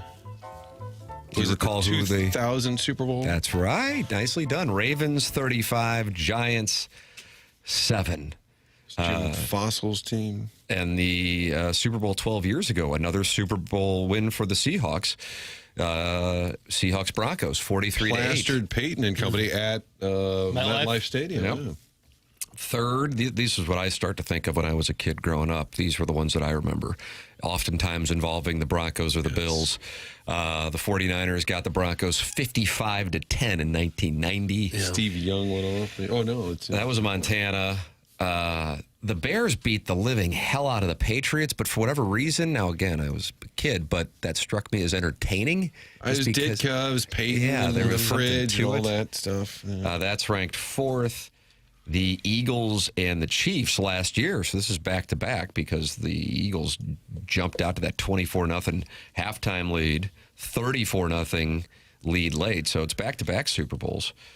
Cowboys beat the living hell out of the Bills, 52-17, and now we're going back to the 70s with the Dolphins and Vikings, 24-7. Seahawks, Patriots, this year is ranked as the 8th per CBS Sports. Again, these are official rankings using Joe Lunardi's bracketology. I don't know. It's just because I remember this obviously better than the others. But the one yesterday had very little to get excited about. Going in, see, I mean, when you talk about some of those other ones that You were excited for the they were matchup. exactly Yeah. right. That's right. And they had some Hall of Fame players slinging the ball around and scoring touchdowns, and I don't think we saw any of that yesterday. I've heard people making a big deal. How did Minnesota let Sam Darnold go? And now he wins a Super Bowl. Well, he was terrible yesterday, too. didn't Drake win. May had a higher QB rating. Yeah, they didn't win because of Darnold. He had a quarterback rating of 53. QBR 53, rating You of 74. cannot lose games in the NFL and still win. That's the you winning can't. quarterback from the worst Super Bowl of all time. From the game we just referenced. Yeah, even when the Bills are getting clobbered, they had Thurman Thomas, they had Jim Kelly, and when Elway early in his career was getting blown out, it's still John Elway. Yeah. None of the real iconic people in the game were in this game. But that's the way it goes. Here's my hot take. 2 weeks gives the defenses too long to prepare. That's from Ed Time of the Brothers Time. This is Ed, not Steven. Could be. Chris Collinsworth said a couple times that the Patriots cannot stop the Seahawks pass rush, and they're only rushing four players. So that leaves 7 guys there to cover 4 or 5 receivers, and it's just the math just doesn't work. Right. The offensive line was just overwhelmed. And if you control the line of scrimmage like that, good luck trying to score. And that's my analysis. You call yourself a sports show, but we haven't even locked down sleeping arrangements for you boys at spring training yet. That's from Adam Welly 818 in the Michelob Ultra YouTube chat. That's up to the listeners to lock down our sleeping arrangements? It's kind of hot. It is hot. Takes the pressure off the people here, I guess. Yeah. Yeah, we were going to stay in this, but the listeners said we with no good. Some collective They didn't bargaining like us agreement we there. have with the listeners. They want us in tighter quarters. Can the listeners unionize? You can suggest your sleeping arrangements for the show while we are in Jupiter next week, and that is presented to you by Healthcare Evolution. Tune in all next week as TMA broadcasts live from Cardinal Spring Training in Jupiter, Florida. Don't miss TMA Live from spring training every day next week. Brought to you by Healthcare Evolution. They're online at healthcare-evolution.com, sponsor of TMA Live from spring training. You're going to make sure you're watching on YouTube next week because Ali Marmol likes to drop by and read the Michelob Ultra YouTube chat and appreciates that the listeners call him cute.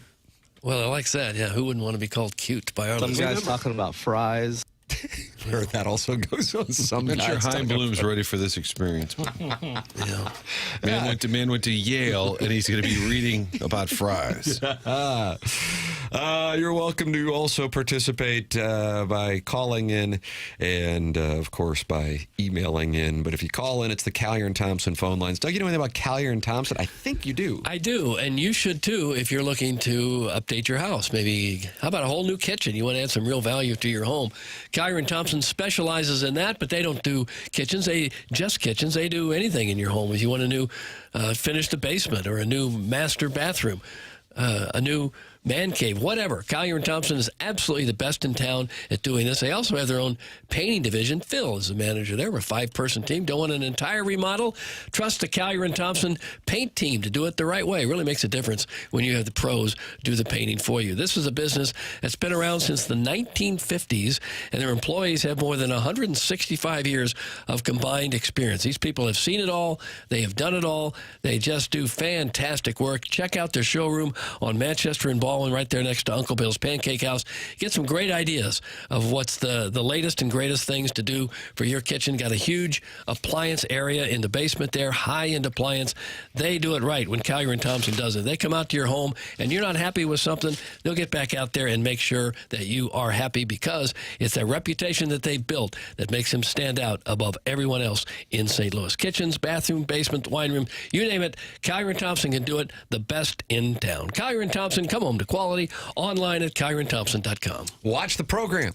YouTube channel, TMA STL, youtube.com/TMA STL, or just open up the app and subscribe to the TMA YouTube channel. It is TMA STL, and we will be live on YouTube all next week from spring training, brought to you by Healthcare Evolution. Tim McKernan, Doug Vaughn, Martin Kilcoyne with you on the program. Little Jackie Papers on the ones and twos. Chairman Kurt filtering the phone calls and the emails. And you can call in or email in 314-974-0101 or the morning after at InsideSTL.com. And by the way, Deep Tease, a business has reached out and they are giving away another monster prize. Cut it out. For the emailer of the month, and we will have that for the month of March, getting you ready for the tournament. Get you ready for a tournament. The program's called The Morning After. It's presented by Brown & Crouppen on 101 ESPN and the TMA STL YouTube channel.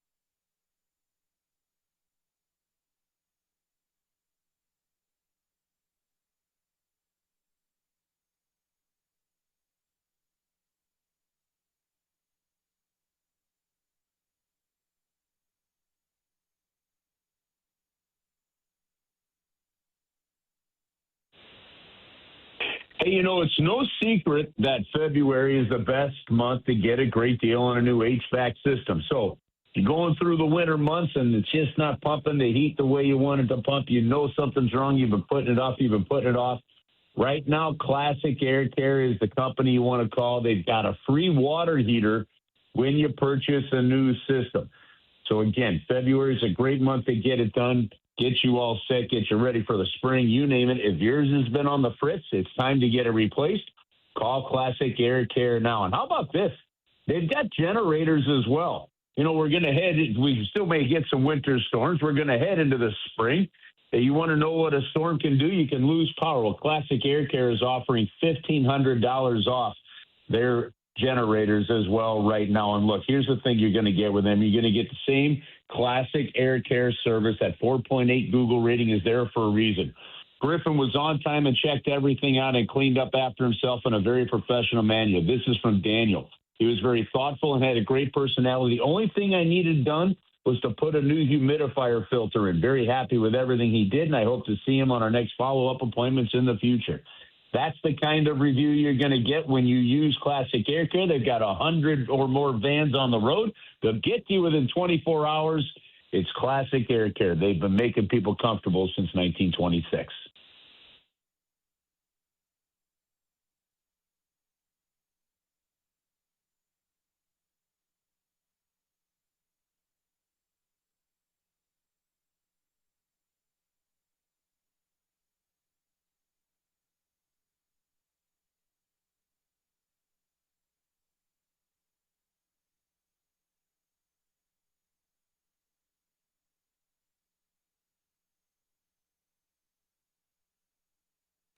Welcome back to the Morning After 101 ESPN. Joining us right now on the Callier and Thompson phone lines, Chris Kerber. Morning, Kerbs.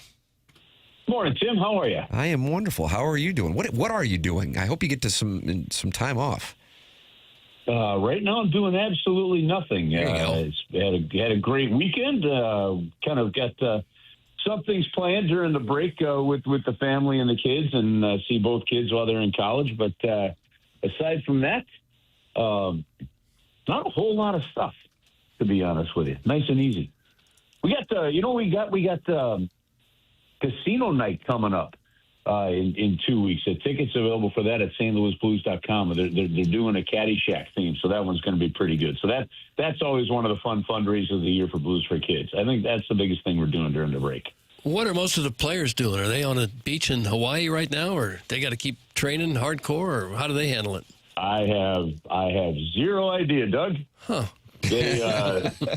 I did not ask anybody what they were doing. Some probably traveled. I know some did not come home with us from Dallas. So they stayed on the road and went somewhere from there. But I do know the teams are not allowed to practice from basically February 6th, so a couple days ago, through the 16th. So starting at like 2 o'clock on February 17th is when the teams can practice again. We got the Olympics coming up. It looks like everybody plays Thursday, maybe. What's your expectation level? I think for Blues fans, seeing how Bennington fares is probably the most intriguing storyline. Yeah, I think that's going to be a big one, Martin. Even for me, I've been saying this for a long time. I have like no doubt in my mind that he's going to perform well in there, and just because. I mean, look, Jordan's season, much like the entire Blues season, I think is all tied together as a team. And Team Canada is quite differently built than Team St. Louis. So I look for that.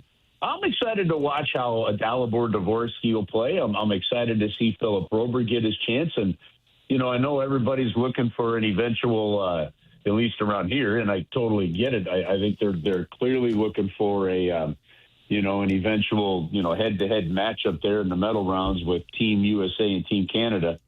But number one, you got to get there first. We have seen Olympic disappointment in the past. Number two, Sweden is just kind of flying below the radar, not getting a lot of talked about. And that team could throw some monkey wrenches in the plans of USA and Canada. Is Bennington expected to be the number one goalie for Canada? I believe so. I mean, I absolutely believe so. I think they'll play him. And, I mean, unless something really goes wrong in kind of the round-robin games and stuff like that. But, John Cooper believes in him. I mean, you saw John Cooper in that Four Nations tournament, talk to him at the end, and Bennington, helped win that tournament. He says, you were made for these kind of moments. I know those two. Andy Strickland did a report on one of our broadcasts about when Tampa was in town, of Jordan going to meet John Cooper over at the hotel and stuff. So, yeah, I fully believe that he's got to be their first choice heading into this tournament. And Parayko's on that team also. Sometimes I think we kind of underestimate just how well thought of Parayko is around the league. He may be a little bit underappreciated. Yeah, you know what? Not if they listen to us. They don't, because listen, he's big. He can defend. Again, his season seems to be just like everybody else's. I mean, this is just one of those years from a Blues standpoint where, like, I'd say except for Justin Falk, and then maybe some of the young guys, I don't know that anybody is performing at a level that is expected. But, had COVID not kept the NHL players away from the Olympics, 4 years ago, whenever it was, Colton Parayko was going to be a Canadian Olympian then. I mean, Doug Armstrong's made it real clear. Look, the Blues have one of the top 6 defensemen that could play for Team Canada, and there's a reason for it. So he's going to be a real big part of that, and especially with, the rink being shortened by just a few feet because of the construction of the arena, his skating ability and the way he can defend with that stick is going to be huge for Canada. And Chris, when the Blues get back, do you think the main talk is still about the trades, the possibilities, and maybe young guys down the stretch? How do you see the rest of the season playing out? Yeah, I actually do, Martin. I agree with you. Like, so the trade deadline's, is supposed to be March 6th, at 2:00 Central Time. The Blues are going to get going again, they're in the last 2 days, the last 3 days of February with the 2 home games. But the reality of it is you're sitting 14 points out of a playoff spot.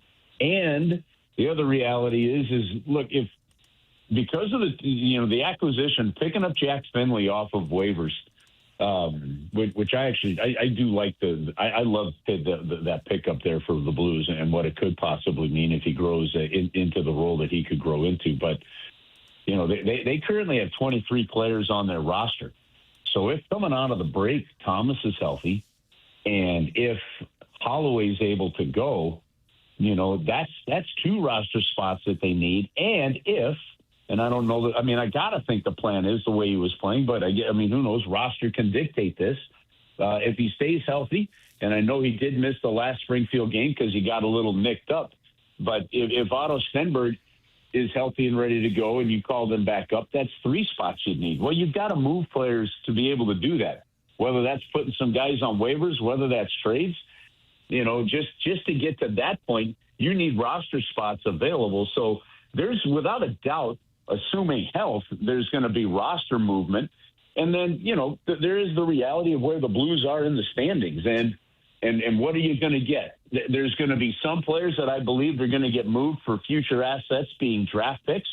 And to me, if it's a bigger name that gets moved, they get moved for maybe prospects or people that are really close to being NHL ready that fit the mold of the young player the Blues want to go in. So this, to me, is probably one of the most intriguing trade deadlines we've seen for the Blues in quite a while, and maybe even more so than the one just 3 years ago when O'Reilly and Achari and Mikkola and Tarasenko and those guys were traded. And the reason I say that is because you knew Doug Armstrong made it clear that they were going to be making some moves, so you were just waiting for the when. This time around, you're not only waiting for the when, you're waiting for the what and the who, because there's so many different options that the Blues have right now. But at the same time, real quick here, it's not as easy. Some of these guys with their, so some of the veteran guys that you hear the rumors about, all of them have some form of either modified no trade clauses, full no trade clauses, things like that can really impact how things go. Chris Kerber with us here on Mondays in the 8:00 hour, joining us on the Collier and Thompson phone lines. Kerbs, always appreciate the time. Enjoy your time off, and thank you so much. We'll look forward to talking again next week. All right, guys, have an awesome week and enjoy some downtime. We'll talk to you next week. All right, sounds good. Chris Kerber with us here on TMA 101 ESPN and the TMA STL YouTube channel, a program that welcomes you to participate by emailing in for our Design Air Heating and Cooling email today. Martin, can you tell the people about Seth Goldcamp's company? Oh, what a great company. They were here last week handing out the big check for the free HVAC units, supporting our listeners, and our listeners support them. That's a great combination. It's also a great company.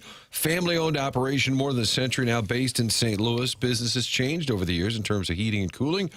They have kept up with the times, but one thing they've maintained is that commitment to the service in your home. Great employees, not trying to sell you something you don't need to get the repair done, get you in and out. If you need a new HVAC, we did.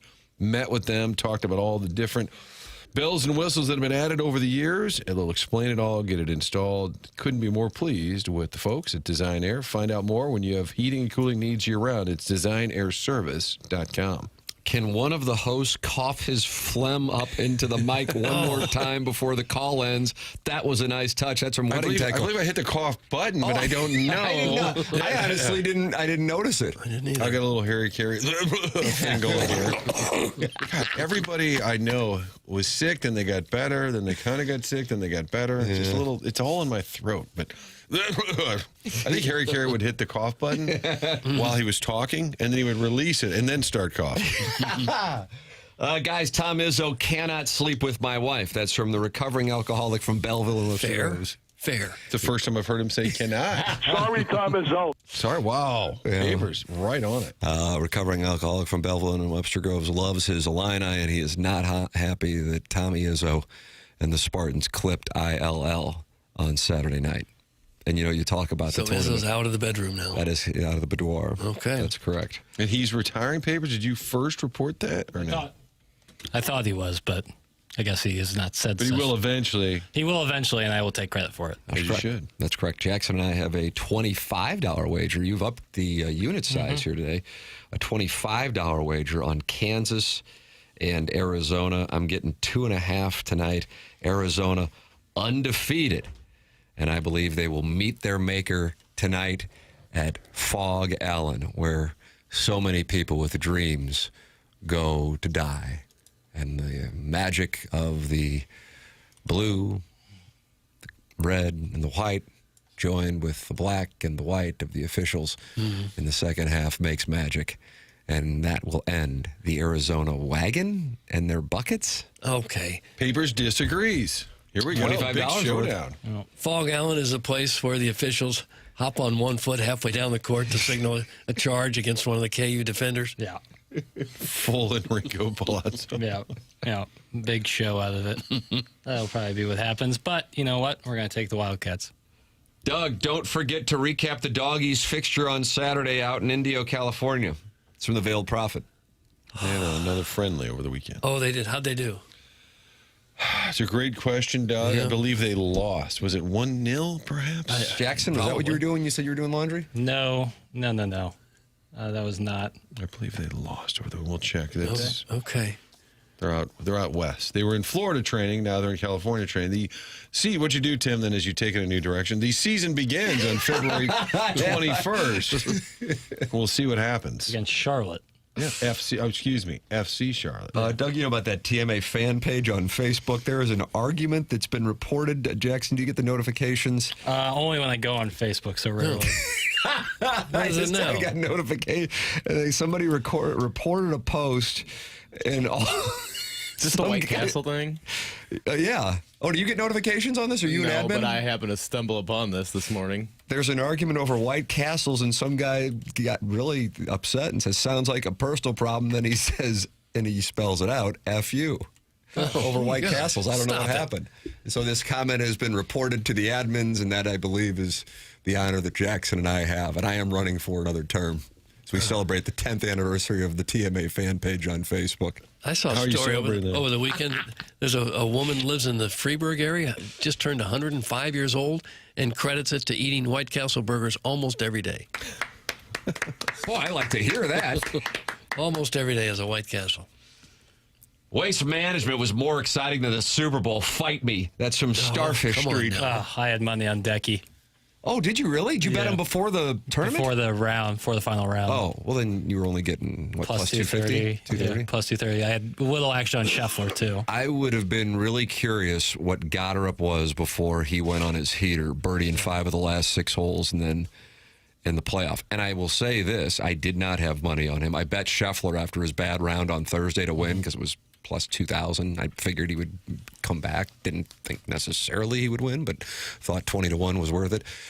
And I bet Siwoo shaking that ass and Jake Knapp, just a little taste just for the hell of it to give me something while I played some sim golf yesterday. And therefore, I'm not financially invested. You were. I had action on And what took place when he was putting for the win on number 18 with some probably Martin Inhoke, if I had to guess. Oh, yeah. Frat bro. Yeah, screaming because right can't before manage his booze. Probably had some dust on his nose hair. Yeah. And then in his takeaway and then downswing that he's able to stop on the playoff hole, screaming. I will say this, I'm as pro gambling as it gets. I know that's not in vogue to say, but if there is a sport where you can impact it right there, it's golf. Yeah. If you have Chris Goddard and Hideki Matsuyama, and I realize probably most of the, God, what percentage of the audience even is aware of this little story, but it went to a playoff, and Hideki Matsuyama had a chance to win it on 18. Before the playoff, somebody screams as he's about to putt it for the winning putt, so then he has to step back. And then on the tee shot on the first playoff hole, as he's beginning his downswing, so right at the top of his swing, and he has this pause at the top of his swing, somebody screams, and to his credit, he's somehow able to stop and step away. Yeah. And then they get him, and he yanks the drive and has to take a penalty shot. I mean, it's just... Yeah, it was rough. So I apologize on behalf of all of the Sigma Chi's who were in Scottsdale enjoying that horse. So you're just assuming it's an Inhoke. I mean, it's certainly frat guy. Oh, yeah. Right. I mean, it's a waste management. You kind of have to anticipate a little bit of chicanery. But Hideki just had to make par on 18. And we're cashed out, and he's winning, and goes in the bunker. Bad bunker shot out of there. It's tough. I did see they threw out a guy, banned him for life. Did you see that over the weekend? Jack Doherty. Internet troll guy. I actually don't know what you're talking about here, boys. So he paid somebody like $100 to yell, like to distract. It was like a YouTube kind of he was viral trying to video. heckle. So he did it. He gave the guy $100, and then the fan, yells or something like that, and then the PGA banned the guy for life. Yeah, the internet Jack YouTuber. Doherty. Is he known for his doing sketches and bits? Yes, he is well known for being a cretin. Wouldn't it be hard to ban somebody for life? How are you going to know that he doesn't slip in somewhere? Yeah, I don't know. It probably is more ceremonial than anything. Probably so. Jeez, I was thinking it was a victory against trolls, and Doug just ruined it with that. I just don't know how you'd possibly do it. Even guys who get banned from stadiums, like those two knuckleheads in New York who tried to take the ball away from Mookie Betts. Vinny and Vinny. Every usher at the stadium forever would have to know who they are, what they look like to throw them out. Well, my guess is it may not be hard for him to get into a place, but if he gets caught in there, he'll get hit with a trespass. So I think probably just the penalty will be upped. Could be. Yeah. Goddard was plus 3,300. Jesus. After he finished number 12. Yeah. Well, I would have never bet that because Scheffler's making a run. Once you see him making a run, you're like, all right, everyone sit down. It's Scheffler time. And it almost was. He drains that putt on 18. He would have been in the playoff. He would have been in the playoff, yeah. God, that guy's amazing. Yeah, he's unbelievable. Doug, watch this. Shot dispersion season. Okay. We are in the midst of shot dispersion season. All right. With Scotty Scheffler, Chris Goddard with the win. And what he's done, he's won 2 tournaments here to start the season. Impressive. He's a hell of a player himself. I heard Nance say, this is an up-and-comer. Yeah, he is. Boy, he's so good on Wellington the broadcast. caddied and pairing with him a couple years ago. Yeah, he's just a bomber, but he couldn't putt. And now he's got that going, so good for him. But yeah, bad beat for little Jackie Papers and his Hideki Matsuyama ticket. I thought on Saturday night, I was like, all right, I'll put a little money on Hideki, a little money on Scheffler, and those two, one of the two is going to win, so I'll be all right. And my logic was sound until he went to the bunker on 18. Sure. Scheffler started poorly, shot a 73. Yeah. But then he said, well, okay, I'll kick it into gear. Shot 65, 67, 64. I try to avoid White Castles because it gives my wife the ick, but when I do enjoy it, the following morning, one side effect overlooked because of their typical use as a laxative is the feeling like you sucked on a salt tablet the entire night before. Oh, and Jack Doherty is a really bad person. Thanks. That's from Carlos Spicy Winter. Doug, he kind of was our topics, and he touched on both. Roman numeral 1, Roman numeral 2. What was the name of the guy who invented Twitter? That was Jack Dorsey? Dorsey. And this is Doherty. He's DB Proud. Okay, DB different Proud. guy. Jack Doherty, different Doherty, guy. who papers describe as a cretin. Yeah, he's 22 years old, American internet personality, online streamer, best known for performing stunts and pranks. Yes, which is the worst part of the internet. And he's like famous for like walking around and bumping into people, and then when the people like be like, "Hey, what the hell is that?" His giant security steps in and pushes the people away from him. That's what he's most famous for. And that's supposed to be funny? Right. Doug, this is the world we live in. 15.2 million subscribers, views 6.3 billion. And so he's getting wealthy off this? Yeah. Really wealthy. Yeah. God. Yeah. That's just going to encourage other people to Correct. do stupid Doug, things. you to probably one another. remember in Yes. 2024, during a live stream, Doherty hydroplaned along a Miami highway, crashing his McKernan while looking at his phone while driving. Yes. Yeah. I don't remember that. But That led to his ban from the streaming platform Kick. Do you remember that? no. No, I don't. He was cited by the Florida Highway Patrol. Not all of us can cover our losses with a trust fund like Jackson. That's from Eggplant Emoji. Yep. Well, sucks to be you. You get $1 million or so a year from the trust fund? I won't divulge. I thought you got it when you exact turned numbers. 30. Well, yeah, you might as well just act like that money's mine, though. Yeah, I guess I like that. You know, you can. I have a lot of leverage when I go into banks. You know do what I'm you? saying? Yeah. I'll take that loan, please. Yeah. Yeah. Surprised you even need a loan. Right. Best Yeah, part the about boat, this, it's like you might as well just act like it's mine, Yeah, too. other people's money. You may as well spend that. Right. favorite part of Jack Doherty's Wikipedia page is one of the headlines says internet career. His career. Tough.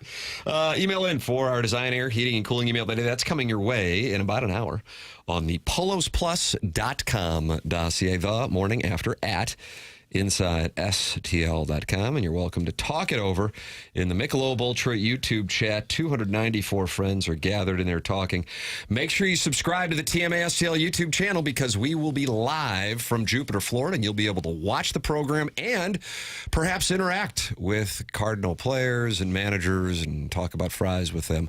So be subscribed to the TMA STL YouTube channel as our broadcast from Jupiter will begin a week from today. That is presented to you by Healthcare Evolution. It's Michelob Ultra, sponsor of the YouTube chat. Michelob Ultra, 95 calories, 2.6 grams of carbohydrates. We are fast approaching spring, and you'll be out with friends and enjoying a libation. Enjoy a Michelob Ultra. It's only worth it if you enjoy it. The program's called TMA, presented to you by Brown and Crouppen on 101 ESPN from the Stiefel Studios.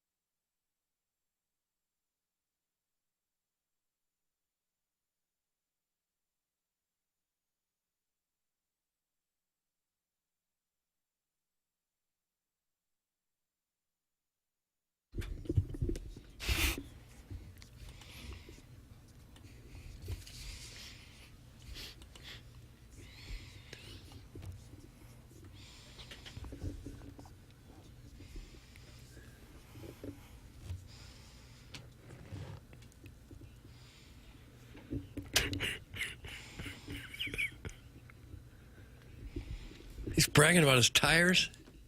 His whip. His hoopty. Tell me this isn't the jam. Well, it's not the greatest song I've ever heard. Yikes. And Tim was singing this when he jumped on the hood of Coach Schertz's car. That's correct. Just to make sure. I Why won't would be do it ignored. again? I won't be ignored, Coach. No. Yeah. I was scolded by my betrothed. Scolded. So you did go up and say hi. Or you told not to? I attempted to. He had just put the deuce in reverse. Okay. Hence the My Hoopty reference. And I said, I think that's Coach Schertz. And then my older son said, yeah, I think it is. And then I said, Coach! Oh, you did? Coach! Yeah. And my security started, like, running after him.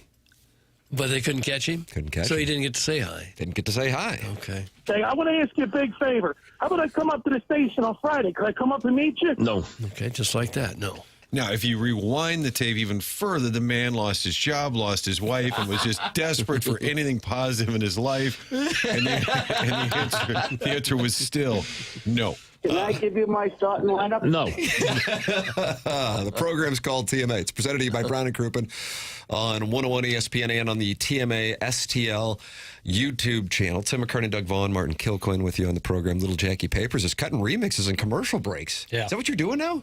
Yeah, sometimes. Really, a When it's DJ. easy enough. Oh, really? And we'll have the Colonel, Gabriel DeArmond, with us as Missouri beats South Carolina on Saturday, keeping tournament hopes alive, moving up 7 spots in the NCAA net rankings. Here they come. Get a win at Texas A&M, or is Texas A&M going to be in bounce-back mode after a debacle on Saturday against the Florida Gators, who are really starting to look like a great ball club? Yeah, I mean, it's a major opportunity. You win against Texas A&M, and the world's a lot brighter on Thursday morning. Not bad. Missouri's got some great wins. Yeah, they got some really quality wins. They had 2 wins improved to Q2. Both Minnesota and Oklahoma both moved into the Q2 after their wins. So, yeah, things are... Minnesota beat Michigan State last Wednesday. Yeah, Michigan State. And then Oklahoma holding on their 20-point lead with 4.5 minutes left to win by 1 at what was number 15 Vanderbilt. They won't be when the rankings come out here in about 4 hours. Auburn fell out of a quad 1 win. Yeah. I thought that was destined to happen. I don't think Auburn is as good. I think McKernan is great, though. Yeah. And Doug, the UCLA head coach, Jackson's counting on him coming to St. Louis for the first round of the tournament so he can sit down with him. What happened here, Papers? I just wasn't happy, despite About what? UCLA's victory. These are comments after wins. Yeah, they beat Washington on Saturday, and Mick wasn't happy. Take a listen, Doug. Okay. Happy with the win, 4th game in 12 days. Guards playing 40 minutes. Thought Eric got better as the game went on. No need to ask. I'm completely unhappy with the officiating, but they could care less. That's true. They could. No need to ask. I'll just go ahead and bring it up. I mean, at this point, is he playing a character, you think? Yeah, a little bit. You think so? I don't know. I hope, I guess.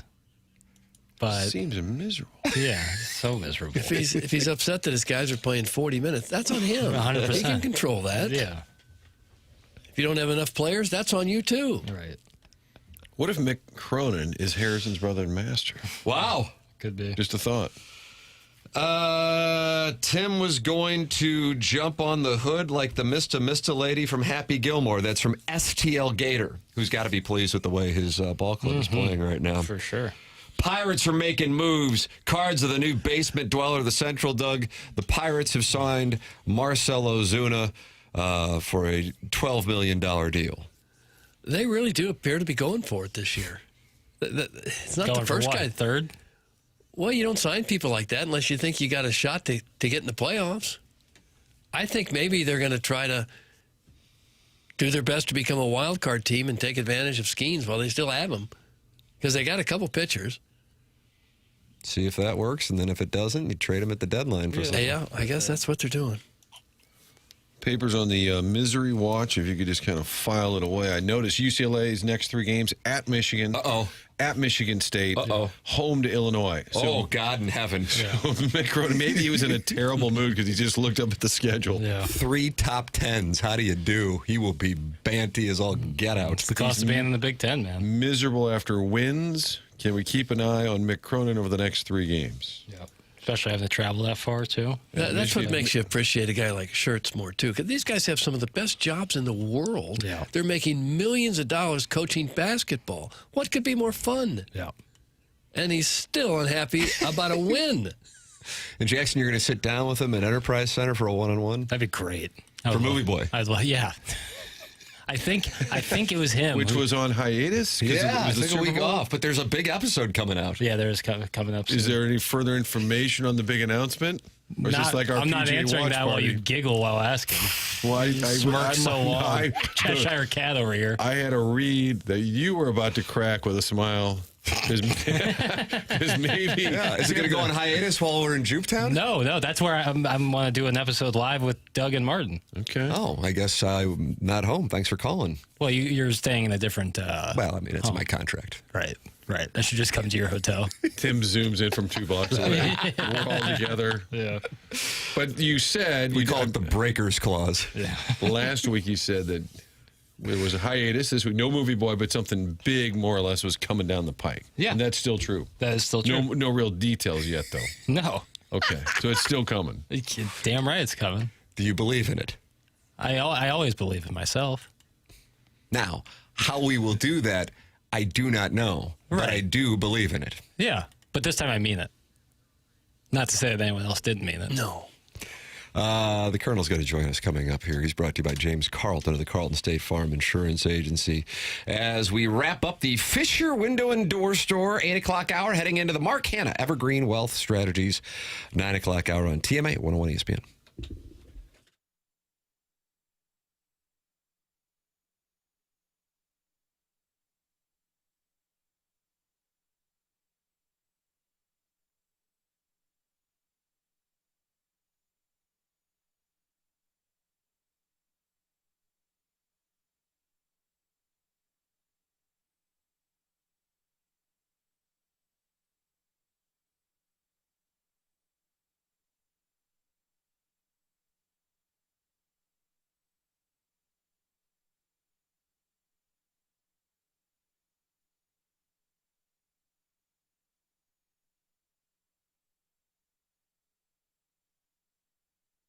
Valentine's Day is fast approaching. It is coming this Saturday. And if you are looking for a great gift for the love in your life, I would like to recommend Decor Jewelry at Olive and 141 online at decor-jewelry.com. I've been in there, man. It is a really good place to check out. Right there at Olive and 141, super friendly staff. You will feel totally comfortable when you go in there. It can be intimidating for guys to go into a jewelry store. Not the case with Decor Jewelry. At Decor, you'll find the most magnificent selections of diamond jewelry that St. Louis has ever seen.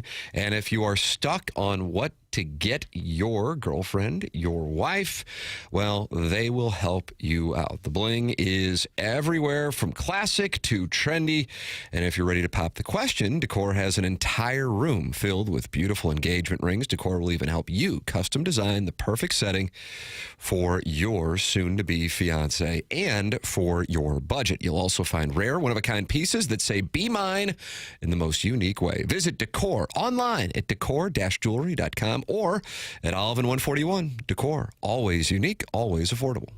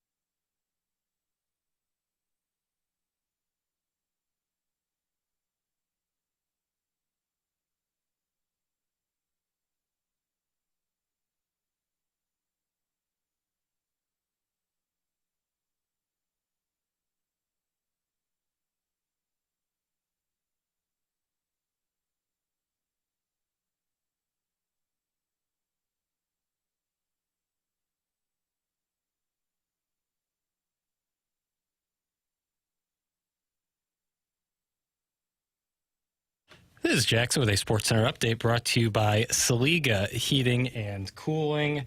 The Clippers defeat the Timberwolves last night, 115-96. Kawhi Leonard with 41 points, 8 rebounds, and 4 steals. That was another SportsCenter update brought to you by Saliga Heating and Cooling, a Daikin heating and air conditioning dealer.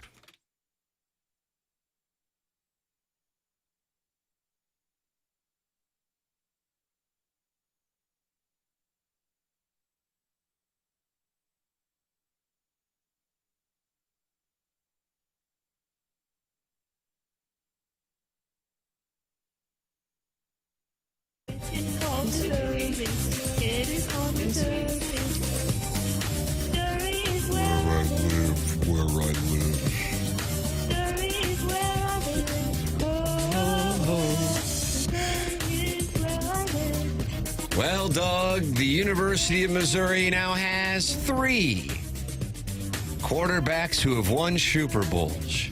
In all, within the last 17 years. How many schools can say that? Well, I don't know. How many can say it? Well, none would want to say it. Joining us right now to give us his perspective on the state of the basketball team and Drew Lock getting himself a Super Bowl ring last night. Yep. Brought to you by James Carlton of the Carlton State Farm Insurance Agency. It's the Colonel, Gabriel P. DeArmond of Power Mizzou. Morning, Colonel. What's up, guys? You wanted to see Drew Lock get in there. Yeah, I didn't necessarily want Sam Darnold to get hurt, but like maybe a stomach ache, maybe he had to run to the bathroom or something. Would have been cool. There are guys you root for a little more than others. I've always really liked Drew. He's one of my favorite kids I've covered. Got to know his family fairly well, and I know he's obviously had a tough year. His dad died a few months ago, and so cool for him to get a ring, though. Yeah, super cool for him to get a ring, considering that his father passed away, a former Missouri Tiger, football player. He wouldn't have been that old, yeah. 58, yeah. Wow, jeez. Huh, yeah. He really was a great kid and a fantastic career, I think, at Mizzou. Sometimes gets overlooked. I'm surprised he hadn't had a little bit better NFL career than he has had. Was there a reason why he just hasn't really clicked that well in the NFL? Yeah, it just look. He's got all the physical talent. They're just one of the criticisms at Missouri was he always just seemed to kind of be one play short. I mean, just hasn't. He had a shot in the NFL. It didn't quite work at a starter level, but I mean, we also underestimate if you're a backup quarterback in the NFL, you're still one of the 64 best people in the world at what you do. There is no shame in that. Also, you don't I know every year people tweet out the career earnings of Chase Daniel and the fact that he doesn't have to worry about CTE and didn't take a lot of hits and stuff. So there are a lot worse ways to get a ring than holding a clipboard and running a scout team. Oh, that's for sure. Making millions. Yeah. Yeah. But if you're, he's doing all right. I follow him on Instagram still. He's got a fine life. I'm sure, but to be a competitor like you have to be to get to that level, I'm sure you still want to play. Probably killing him never to get in there. Sure, but also, in some ways, the guy he sat behind this year might kind of give a lot of guys some hope, right? I mean, Sam Darnold was given up on time after time after time including last year. He goes 14-3 with the Vikings, and they give up on him. So I don't know. Maybe it just takes the right situation and a team being a little desperate or wanting a guy for a year or two before they turn it over to a draft pick or something. Drew Lock is only 1 year older than Sam Darnold. Fun facts for no one tell. Lock is still in his 20s. He's 29. Darnold 28, and you're right. I mean, that was a guy who was pretty much done, and then he goes to Minnesota and crushes it and leaves Minnesota. The GM gets fired, and then he goes and wins himself a Super Bowl. So we have seen late career resurgences as Drew Lock becomes the third quarterback, joining Chase Daniel and Blaine Gabbert, who got 2 to win a Super Bowl. Gabe DeArmond with us, brought to you by James Carlton of the Carlton State Farm Insurance Agency, online at carltoninsurance.net. You can call 314-961 4800. I'm a client. Little Jackie Papers here is now a client as well, and James is saving people money on automotive insurance like he has never seen before in his 18-year career. A 5-minute phone call can save you thousands of dollars. Make it at 314-961-4800. Colonel, the Tigers got a win that they had to have in Columbia, South Carolina on Saturday, and are legitimately live to make the NCAA tournament. I was reading how you had mapped it out for what you think the road to the tournament is, and I think that this is intriguing because it kind of gives you an idea that this thing is pretty damn realistic. Yeah, I think it's a lot more doable than people think. Not a sure thing because this team has obviously been up and down and wildly inconsistent, but, you know, you're better than Oklahoma and Mississippi State. Now, those are road games. Nothing's a given. Oklahoma just went to Vanderbilt and won a game, so you never know. But you're better than those teams. If you win those games, if you beat Texas at home, which Texas is kind of right in that same line as Missouri, like last 4 in, first 4 out, whatever, that's a home game on Saturday. So if you win those, I think you have to go 1-4 against Arkansas twice, Texas A&M, Tennessee, and Vanderbilt. And look, Vandy, Tennessee, Texas A&M, Arkansas have all, they've all lost games and by some pretty big margins that you don't think they should lose. There is no team in this league that you look at and say, well, no chance there. I mean, I don't love the matchup on Wednesday night in College Station. I would be surprised if Missouri wins that. I don't think they go to Fayetteville and win, but Vanderbilt at home, Tennessee at home. Why should Missouri, even Arkansas at home, why should Missouri not think it has a pretty good shot to win those games? And so if you go 4-4, they have 8 games left. 6 of them are quad 1 games, 2 are quad 2s. I have a hard time believing if they get to 10-8 that the resume will not get them in and probably kind of comfortably in. I think if you go 4-4 the rest of the way, I don't really think we're sweating a lot on Selection Sunday. I don't even think we're talking about Dayton in that scenario. I think they're just probably in the field. And I just keep watching Florida and Kentucky, and every time they heat up a little bit, it just helps that resume. You just start looking at that Mizzou resume, they got Florida, they got Kentucky, and you just want those two to keep on rolling.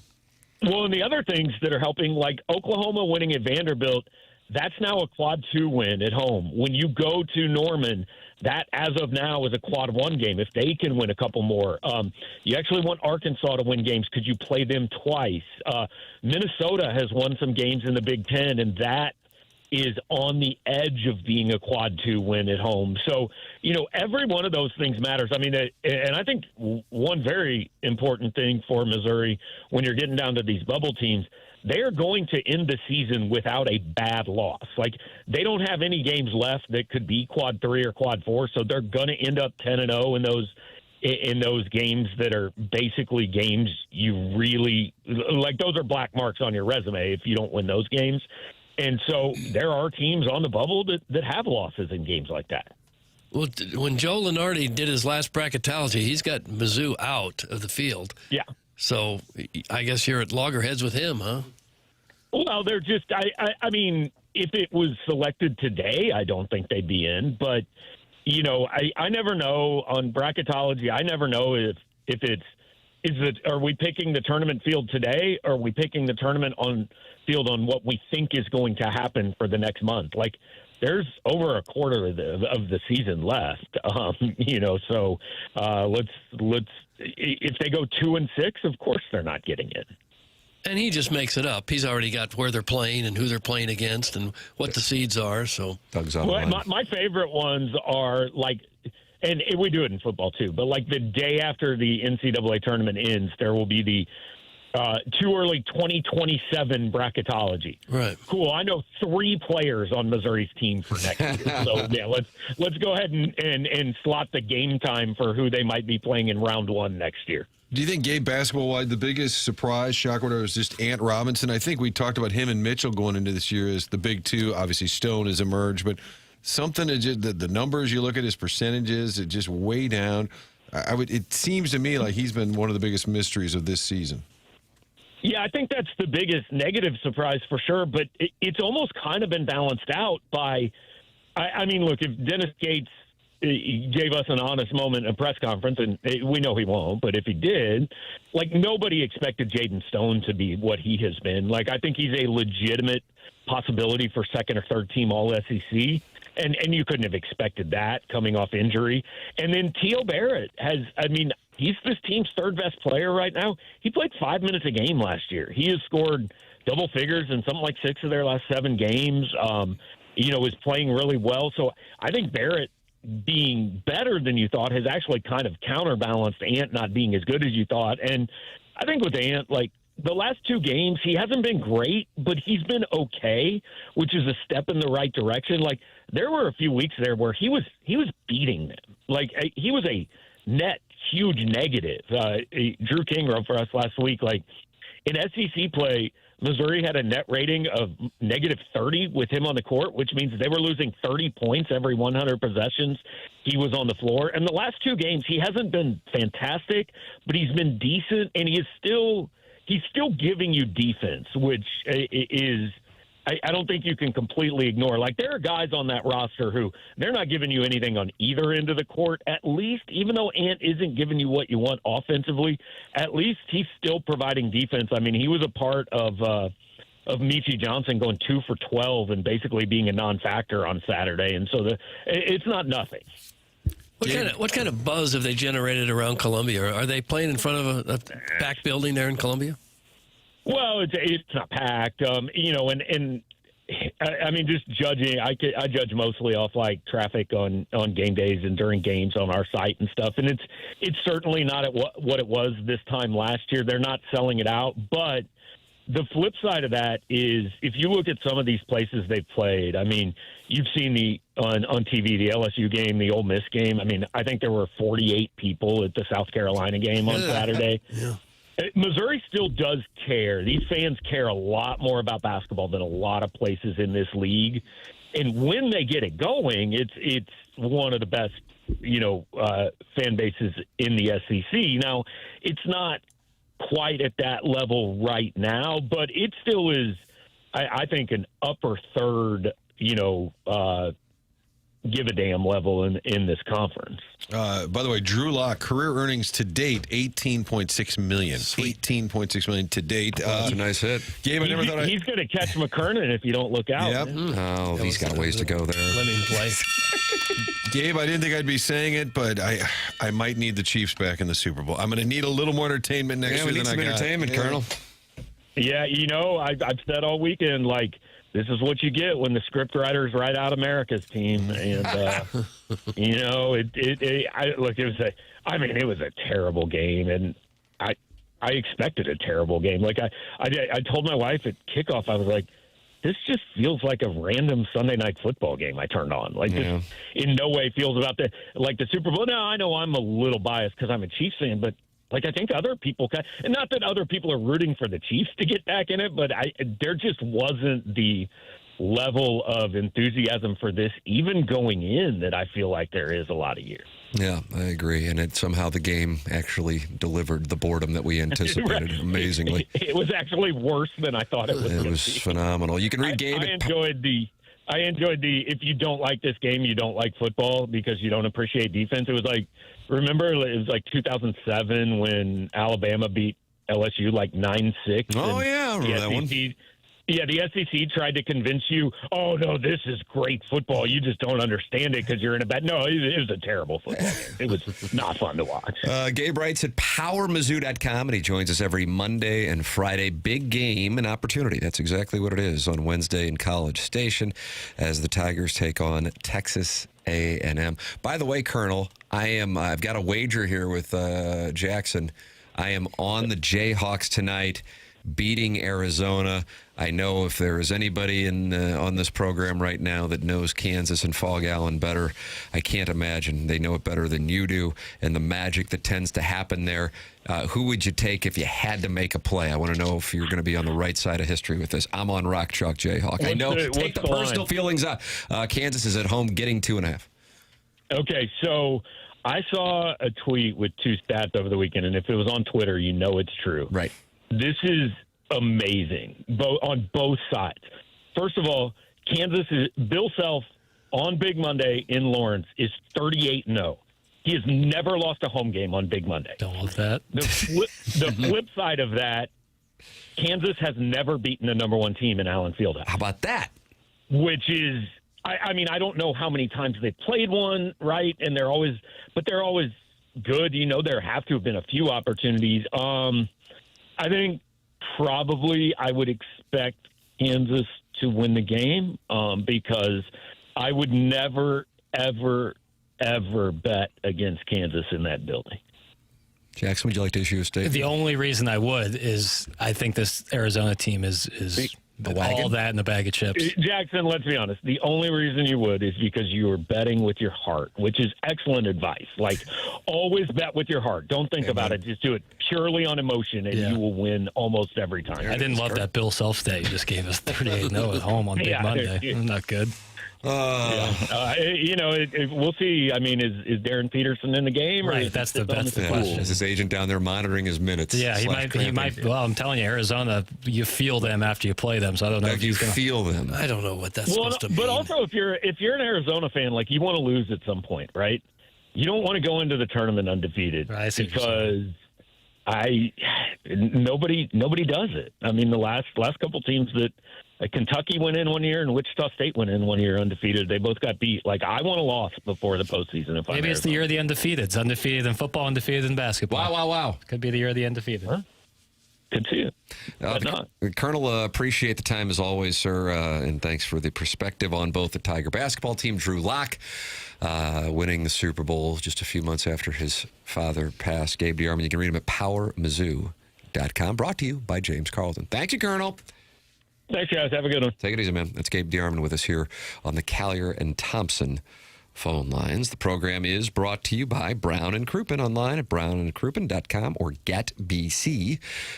And you can call them at 314-222-2222. That's 314-2222.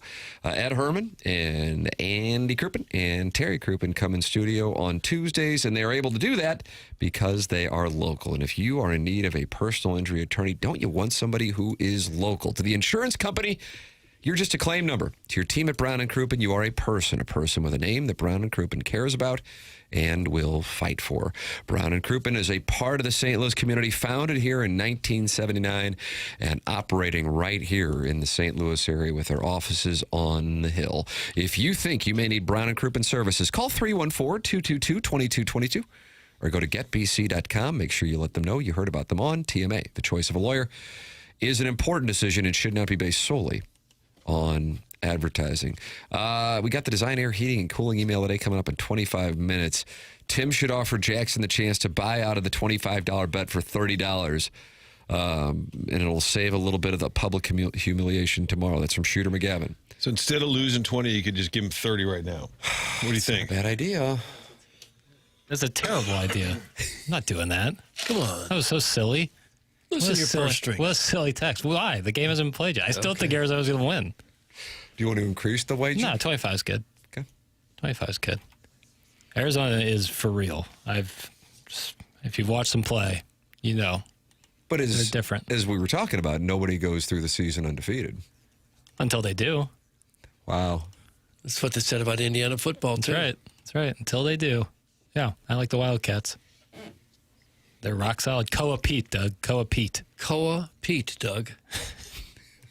Yeah, he'll fill it up. Ivan Charchinkov. Yeah, Barrios. Doug, I'm watching you on YouTube, but I'm texting it at the same time. You're hot, baby. That's from Face Teeth. Face Teeth. God, I love that name. Well, you would want your teeth right around your face somewhere. Ideally. It'd be weird if they popped up somewhere else. You should say thank you, man. Oh, thank you, man. Thank you, man. Design Air Heating and Cooling email today is coming up here on the program. It's TMA 101 ESPN.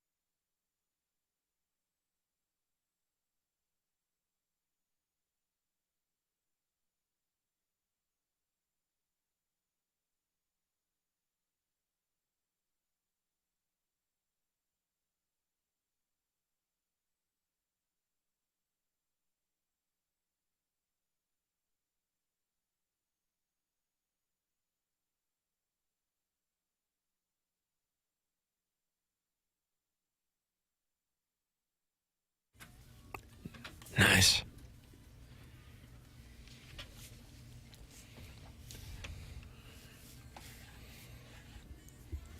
Doug, what do you think is going on here?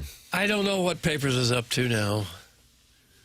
It's Carole King's birthday. What do you think, 80? 82. 81? The Grammy Award winner turns 84 today. 84. Doug ships it again. And this song, what about early 70s? But 71. Okay. Tapestry. And she will join us on Thursday, surprise guest? That would be a good one. Okay. She's in studio. I would think so, yeah. We did a video for Steven Jackson. He had a big event coming up. This is years ago. So I had the producer get some great footage of Steven Jackson just running all over the turf, the dome.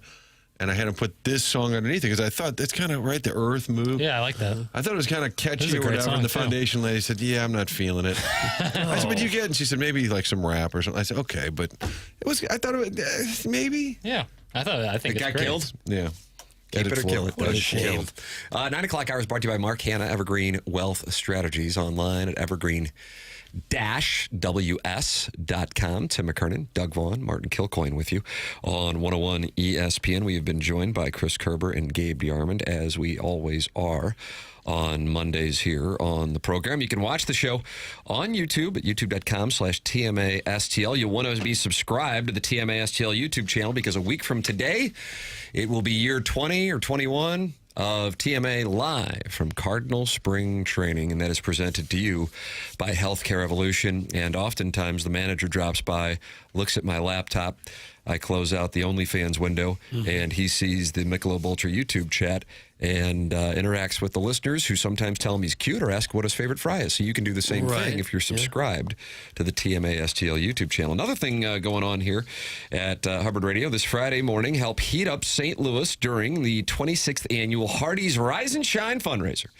Stop by any participating Hardee's in the bi-state area this Friday morning and grab a sausage biscuit or egg biscuit for just $1. 100% of the proceeds of all funds collected will help heat up St. Louis, supporting people in need of both Missouri and Illinois. That's this Friday morning at any participating Hardee's. Find more information at 101ESPN.com. Jackson, Martin, and I are both getting an early start to our trip to Florida. What have you decided you're going to do on Friday's show? I think I'm going to reach out to that Andrew Marsh. Oh, Marshy Marsh and the Playful Posse. See if he wants to come in. Yeah. The Playful Posse. Have some fun on Friday before a week in the sunshine, Doug. I like that. Little producer palooza. Yeah, with Doug. Doug will be here. Has anyone checked the forecast for next week in Jupiter? Strong to quite strong, like my portfolio. Okay. It was kind of cold in the Florida region last week. Yeah, it was. But looks like Jupiter next week, Doug. Yeah. Oh, it's strong. We've been down there years where we had coats on when we did the show. The wind always joins the program. Yeah, it can be chilly. Mid-70s and no precipitation in the forecast. Jackson is bringing his clubs, Martin, last year, unfortunately, in a critical moment it was a par 5 17. I think he had about 205 yards in. Very easy shot. Yeah. And could have taken me down. Yeah. I don't know, we were playing, was it 10,000 a hole or 100,000 a hole? 100,000. 100,000 a hole. Yeah. And under unfortunate pressure with Doug active, before Jackson swung the club, he barely made contact. Yeah, Doug stole my club. Right up the heel. Put some sort of voodoo magic on it. Just dribbled a little bit to the left. Yeah. We've already been invited by a listener of the program to play PGA Nationals Champion course, which hosts, used to be the Honda Classic, now the Cognizant Classic, and you have a bet with Mr. Siders is that a $100,000 bet that you will break 100? So it's funny you say that. On Friday night, I visited sponsor of the program, 5 Iron Golf in Clayton. Uh-oh. First time I'd ever been there. Did you get some work in at the PGA National Champion course? So we played 2 different courses, St. Andrews, of course. Doug, you like that St. Andrews? Don't say it like St. Andrews. And then at the end of the evening, fired up PGA National. And I'm in for it. I'm just telling you right now. What do you mean? That's a tough track is what that is. So are you going to buy? Would you like to buy out of that bet with Mr. Siders? I don't think I've ever agreed to it because I have a staunch policy to not bet with bad vibes, guys. That's no fun to me. So I don't think I have anything. 100's a big number. Yeah, that's a tough track. A lot of water, probably be windy. Gators out there. I'm not loving my game at the moment. A lot of sand. Sand. I actually don't mind that Florida sand. It's really nice and fluffy. But you could defeat Mr. Siders. I know he got you in the fan beat page me. club. Yeah, he beat me. Yeah, but to get his cash. Oh, so I shoot 97. I can run around saying I'm great. No, it you sucks. got the money. Yeah, but you win the bet. No, I don't want it. You don't want Mr. Siders' money? Nope. Bad vibes. What if can I bet on you with Mr. Siders? You can do that. But now we're in the trust tree because I'm there. Right. I assume you and I are also going to be playing for some money when we're doing it. Right. I can't play golf without betting. I've got a problem. Betting on me and against me. I'm fine with that. I see nothing wrong with that, is what you thought there. Yeah, I played through the simulator, and we're gonna have some trouble. What'd you shoot on the sim? We only played like 6 of the holes there. You signed up for like 3 hours. It was really fun though. I tried that pizza with the hot honey on it. Ooh, delicious. It is so good. Yeah, it's really good. Yeah, that place is legit. Hey Tim, how long are you staying in Jupiter? Want to make sure I'm there when you're there. That's from Grimy from South County. Martin and I get down there. You going on Thursday or you going on Friday? Friday. We're going on Thursday. And then I guess we fly back a week from Friday, and then we'll have a police escort to the Billikens VCU game. There we go. Are you trying to make it? I would love to. My kids love going to those games. That's why I was yelling at Coach Shirts. I don't think we'll... Can I have tickets? Please, tickets, Coach. I think when we land, I don't know if we'll be able to make that move. What time do we get in? I think 6. I like how Jackson's the handler for Doug. What time are we in? I wonder if they'll push the starting time back of the game. I could see them doing that. Yeah. Maybe make it a 7 o'clock start. I'm going to a comedy show that night. So who are you going to see? Stavros Halkias. Doug? Who the hell is that? Did you just make that up? No, he's a real... What do you mean? He's just in Begonia. He's a short Greek comedian. He was on a very famous podcast, which I don't think I can say the title under the FCC rules. So I'll call it Seatown. And he's really, really funny. Going to see it with my brother. Let's get Stavros on the show. Yeah, it'd be fun. He'd be amazing. Martin, we're getting reports from Cardinal spring training already. This is coming from the South Florida Sodbuster, who says Cardinal players have been on a few backfields for the last week. Because of the current construction, all Cardinal fans wanting to watch practice on backfields will have to come in through the gate on the Marlins side of the complex and then walk through the Marlins backfields to get to the Cardinals practice. Gosh. That's from the South Florida Sodbuster. I don't think you want to make it too hard on the fans this year. Don't make them work for it. Maybe just bring them through the building. Personal tour. Yeah. Hey, come on in. You guys want a ball or a glove? Come on in. Eric in the Central West End is not on board with Stavros. He says, of course, Libby Benito is going to see some loser comedy show. Okay. Now you're Libby Benito. Whatever. Yeah. God forbid you have some fun. Hey. Do some. Whatever. I'm looking forward to it. I would like some clarity. Earlier, not too long ago, the amateur proctologist said, and this is in all caps, you guys are all wrong. Get off the radio. Ooh, what were we all wrong? I would like the little more. said narrow it down. I'm okay with us getting off the radio. I just want to know a little more about what we got wrong. Who's the amateur the amateur proctologist. Okay. Jackson Mondani says, listening to you guys as I walk a quick 9, even par through 1. Ooh, off to a wonderful brag. start. Even par through 1. The park is open. Watch out for the goose poop. I don't know what park is it. Maybe Forest Park? That's from Jackson Mondani. Again, Somebody's I need more playing information. Forest Park today? I don't know. He said the park Tad is brisk. open. Yeah, Tad brisk. Ruth? And I bet that ground is saturated. I know. Man, it's going to be tough. Word is that DeSantis may be banning all Missourians from the state of Florida. Apparently, some yappy chupacabra from Clayton is driving down property values with her incessant yapping. That's from Arbor Day. So Sharon and Clayton is driving down property value in Florida, and so we might not be able to get in as Missourians? She's a chupacabra? What is that? Isn't that like some mythical devil dog? That's what it Not is? to be confused with the capybara, the world's largest rodent. Right. I've seen pictures of that. Oh, those things with little buck teeth up front, Doug. Yeah. Right. Oh, boy, you don't want anything to do with that. harmonized. Beer Cats is not happy with the presentation. I'm a little behind on the stream. Can you have one more brief hockey guest or maybe talk about the Arenado situation some more so I can fast forward and catch up to the live stream? Doug, that's from Beer Cats. Oh, man. Let's take this one out of the holster. What do you want, Bucko? You want some? Huh? Oh, you let him have it. And that was Beer Cats getting the Harrison brother. Oh, Bearcat, yeah. Oh, he'll get it. He talks sideways all the time. Sideways. You were wrong about the age of whoever was singing the introduction song. I already forgot about who it was, though. That's from the amateur proctologist, Martin. That's what he was mad about. Carole King is 84, which is what you said. Correct. According to her Wikipedia, she was born in 1942 on this date. Right. Which would make her 84. You would think, yeah.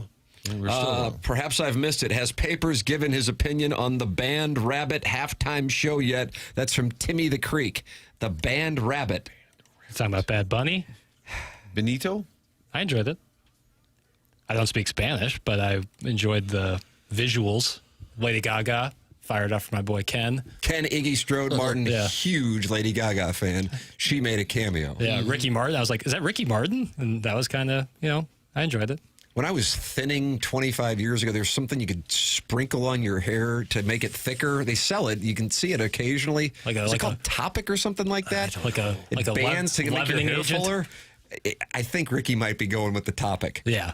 Yeah, he looked good. Something was going on there. Yeah, he looked good. As a gentleman who experienced the thinning process, I think he might have gone. He looked good. A little too good, even, some would say. Is it peptide season? It's peptide season up in my head top, I can tell you that much. I saw Steven Van Zandt, of course, from the Little Stevie. Little Steven, Springsteen Band, Sopranos, acting career. He said, I really enjoyed the show, and I don't think he was trying to stir it up politically. He said, I think I would have gone with closed captions.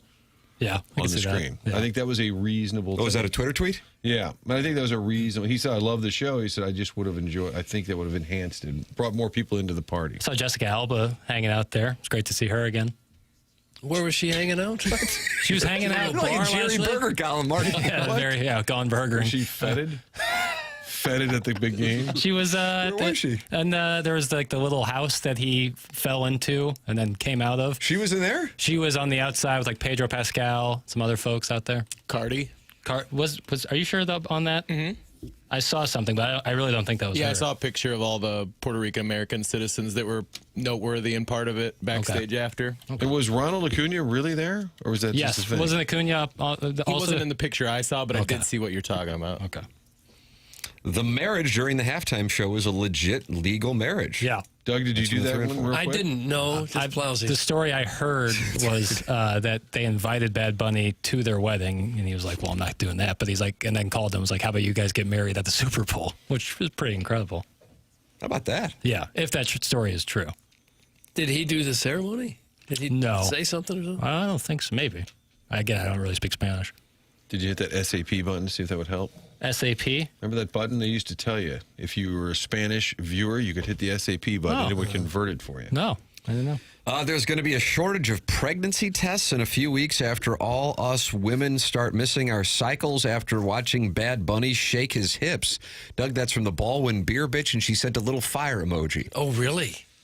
Jackson, were you aroused? Aroused? I don't know. Fair question. Aroused, I don't know if that would be the right word. Stimulated, I guess.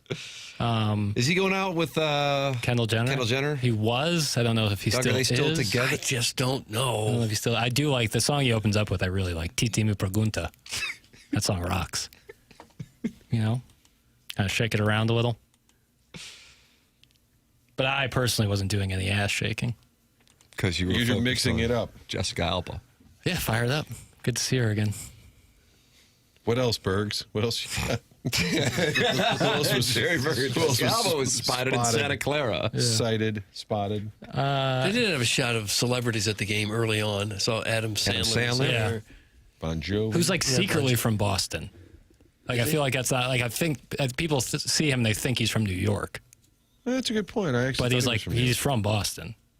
Tim, this sly dog, was upstairs in my master with Ash during the halftime show. He lied to me and said he was going to play 2K with Charlie. Yes, you were. You lie. That's from the Recovering Alcoholic. What the hell's going on? Were you upstairs in his master bedroom? No. You lie. I wasn't upstairs in anyone's master bedroom. Were you at the Recovering Alcoholic's house? I was. Doug! When? But- Yesterday? Yeah, for the Super Bowl, yeah. Oh, gee, I don't remember any invites from No, me neither. Doug. Well, okay. He had some tasty grub. I like that. Tasty grub. It was good. It was a good time to be alive. And you man. were upstairs with his wife? No, I don't go into master bedrooms. I don't even think at my home I have a master bedroom. You just don't have know? one bedroom. Well, I have 2 bedrooms. Oh, do you Yeah, have two? sorry. Wow. Hate to throw that out there. Unrelatable season. Yeah, I do have 2 bedrooms, but I In don't case know. Milk Dud passes out. It's overserved at OB's. Yeah, my other bedroom with no bed in it. You can sleep on my desk. Oh, from the desk of Jack B. That's the titular desk. Don't say titular. Jackson was quote unquote doing laundry during the halftime show. It's from the 636. No, I was watching. It's nothing I did this weekend is all that interesting.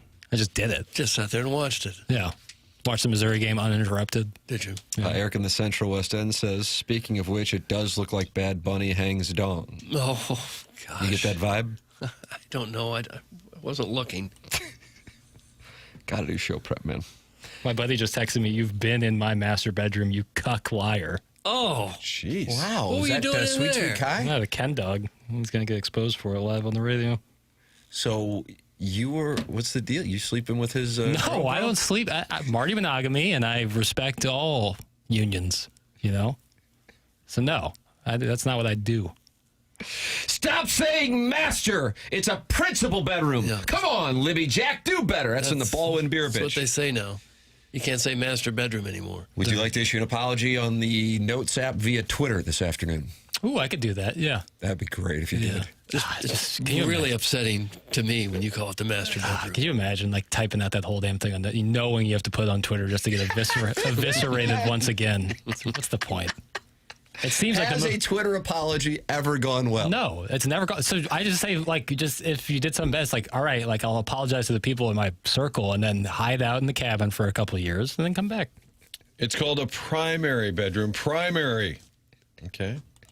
Well, I haven't been in any primary, principal, or master bedrooms. What about the Ken dogs? No, I guess I've walked into it. Doesn't mean I did anything in there. Why'd you walk into his primary bedroom? I don't know. You're at a buddy's house. Hey, come in here and look at this, okay? Next thing you know, you're in their master bedroom. Mind if I stretch out? He just said it again, Doug. He hasn't learned his lesson. Primary bedroom. Pondo's the one that said it first. He said I was in there. Recovering alcoholic. Don't blame me. Jackson, stop the lies. That's from Bill Reloaded. What lies? The lies. What lies? Doug, they were serving a $180 burger at the Super Bowl? Oh, From the Walrus King? That's what it cost at the concession stand, $180. I saw one that was like the bludgeon of beef. It was like a giant beef rib stuffed into a burger. Oh, a cheeseburger with a bone sticking out? This was at the Super Bowl? Yeah, $180. Oh, that's how much it cost? Yeah. $180. Yes, $180. So $400 to park, $180 for the burger, probably what? $1,500 to $1,800 a piece for the tickets. What, like $4 or $5 for a beer? Yeah. Let's see. Walking around Levi's Stadium at Super Bowl 60, you'll find $8 waters, $19 beers, $36 team-themed specialty cocktails, and when you're hungry, a $180 burger. Doug, it is a bone-in braised veal shank coated in Meyer P-O-I-X. Oh, mirepoix. Demi-glaze. Yeah, I think it's celery. And blue cheese fondue served on a brioche bun. Okay. I think mirepoix is celery, carrots, and onion. They sold 200 of them? It's kind of a shame you got to be a multimillionaire to go to a Super Bowl nowadays. You pretty much do, don't you? Yeah. Could you fathom ordering a burger that costs $180? Not a chance. Well, if it's covered in mirepoix. No, not a chance. I get upset if it's, $15. No. The burger was 5 pounds. 5 pounds? Was that kind of the bone, too? That's You need 2 hands to dodge concourse traffic and find a place to dig in. Bring your friends, too, because it's meant to serve 4. Oh, so that makes sense okay. now. Sure. Serve 4. Yeah. Could you imagine buying that, turning around, some fat ass knocks it out of your hand? I'd be so furious. Hey, Herb, you owe me 45 Yeah. for your wedge.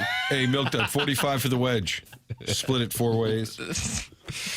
I would buy that burger for Tim. That's from the recovering alcoholic. Sure you would. Let's see. Papers tickets were $3,400 to get in, not $1,500. Get with it. Oh. It's from the 314. I was guessing, clearly. I'm sure they paid varying amounts for tickets. Yeah, wow. Well, that was a good text, though. The Super Bowl is for elitists and financially irresponsible people. That's from Jesse Spano's dealer. okay.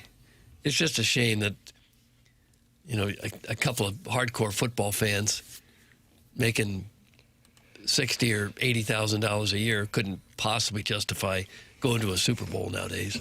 A lot of the 12s were there, Doug, when the game ended. The 12s. Seahawks fans were still there. They did have a bit in the pregame. They go to a break. And when we come back, we'll talk to Mike McDonald. And then they go to Michael McDonald from the Doobie Brothers. And he's playing the piano. He goes, oh, not me? Okay. It was a good little bit. They had 4 or 5 hours of time to fill. Mike McDonald, head coach of your Seattle Seahawks. See, he got his start as an intern. GA Mike in McDonald. Georgia. That's why I thought he was but in gratis the NFL, he went to the Ravens as an intern. before being well, I think after the Georgia Okay. thing. I guess he knew somebody, and they said, yeah, you can come here, but can't pay you. You just be an intern. And then a decade later, as a head coach. I think he went to high school with that Maria Taylor, and he did an interview with her, and he said at Georgia he was thinking about just getting out of the business and going to be going to the corporate world. Imagine that, Doug. Yeah. That's a sliding door. I mean, this is definitely crowdsourcing, but I feel pretty good about it. I think I could probably name the Super Bowl winning coaches in the 21st century. Probably all could. Least recognizable Super Bowl winning coach in the 21st century?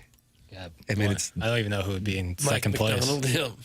For real. Because you have a lot of Andy Reeds. I mean, you got a lot of Belichick and Andy Reid repeating. Belichick, Take care of it. Tomlin, Dungy.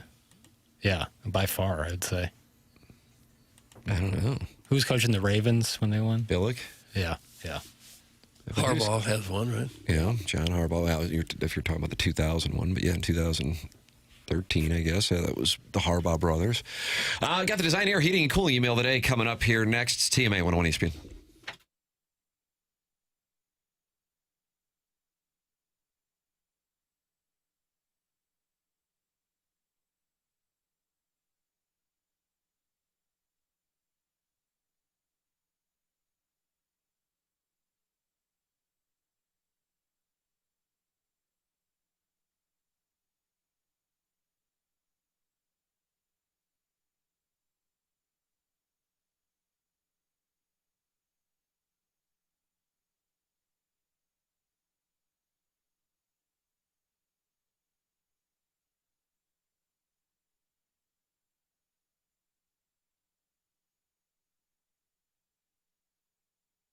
Michael's has been family and locally owned for over 30 years. Michael takes great pride in helping and making sure that his employees are happy and making a great living. You can go online right now and get 3 samples free from Proximity Mills. Just go to igotfloored.com. Michael's Passions Flooring. When you order from him, he wants you to have the best experience for the best price. That's why he makes sure he gets the best people. Just come in or talk to them. You're going to see a difference. They want to make sure they suggest the best thing for you and not pushing what corporate's telling them they have too much of. There is a reason that Michael's Flooring has continued to grow through the 31 years. Employees love working for him as they feel like family, and he makes sure they are taken care of. And this then rubs off to the families buying the product as they know they have the best interests of the buyers at heart. They have it all. Carpet's awesome, and it's back. They have so many varieties of all flooring and have 3 easy-to-get-to locations in St. Louis. They're in Creve Coeur, they're in Garden Prairie, and they're in St. Peters. Come see why people are loving getting floored by Michael, and make sure you visit igotfloored.com.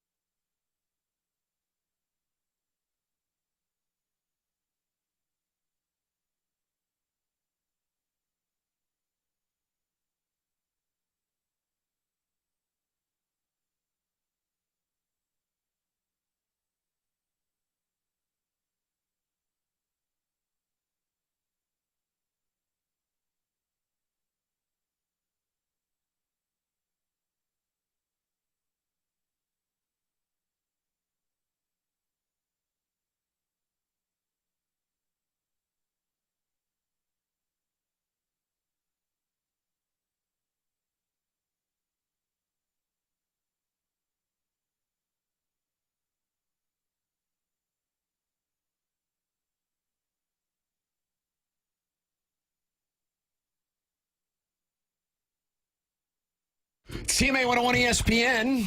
Tim McKernan, Doug Vaughn, Martin Kilcoyne with you on the program. Little Jackie Papers is on the ones and twos. Chairman Kurt filtered the emails and filters your phone calls. Chairman, how would you describe the emails today? I don't know if people are a little hungover from Super Bowl Sunday. Some of the greats are in there, but not my favorite batch. Okay. No. Well, good news, and I will wait for official clearance from management, but an advertiser did the right thing, reached out to me, T. McKernan at InsideSTL.com, and said, we would like to follow the lead of Seth Goldcamp and have a huge giveaway from our company for the winner of the Design Air Heating and Cooling Email of the Month, Doug, a $5,000 value. Yikes. How about that? But as soon as it's cleared with the powers that be, we'll announce it. I would imagine this will be for the month of March. March, okay. And we will be on the road in Indianapolis with the Billikens, Missouri, and Illinois, all in the Final Four. Oh, really? Well, that'll be fun. Where's the Final Four? Indianapolis? Is that right, Papers? Yeah. So Henshin will be there, too. Lucas Oil. Okay. Also, is that where the NCAA offices are as well? I think so, yeah. It used to be Kansas City, but they moved to Indianapolis years ago. Doug, it's time for the Design Air Heating and Cooling Email of the Day. Boys, the year was 2009. I was shopping in the Husky men's section at the Crestwood Court JCPenney on a mission to find a 5XL knitted sweater. I spotted the perfect one, soft, beautiful, perched proudly on the top rack. Unfortunately, my stout 5'7", 345-pound boy frame was not built for a vertical reach. Oh, no. I searched for one of those hook rods, and nothing. Just as hope was fading, a beautiful JCPenney employee named Bill H. appeared at my side. How can I help you, Bill asked. I pointed to the sweater and said, I can steady you if you reach for it. Bill replied, sure, I'll take all the help I can get. Bill grabbed a hook rod and went fishing for wool while I steadied him like a ship docking in a crowded harbor. Success. Sweater. Secured. As he handed it to me, Bill smiled and said, I'd love to see you wear this like Winnie the Pooh. I told Bill to meet me in the parking lot after his shift. He agreed, but I had one burning question. Bill, what does the H stand for in your name tag? He said, my full name is Bill S. Holes. Oh, gosh. This guy took time out of his workday to write this, to tell us a story. You're assuming it's a work day, Doug. And You're assuming it's a guy also. They're all guys, all of them. And there I stood in the Crestwood Court parking lot for 3 hours, Winnie the Pooh style, waiting for Bill. The rest is history with a winking emoji. I got arrested. Kevin Miller? No, Uncle Betty. Uncle Betty. Well, I'll tell you, Choke Artist 1.6 is not happy with the email. WTF is this S? Whatever. And is Choke Artist trying to get an entry in, or no? That's just a comment. That was just an observation. Okay. With America tearing itself apart over a halftime show, I opted for the real counterculture, the TMA All Day Halftime Extravaganza. Jackson, you did a halftime extravaganza? Yeah, that's right.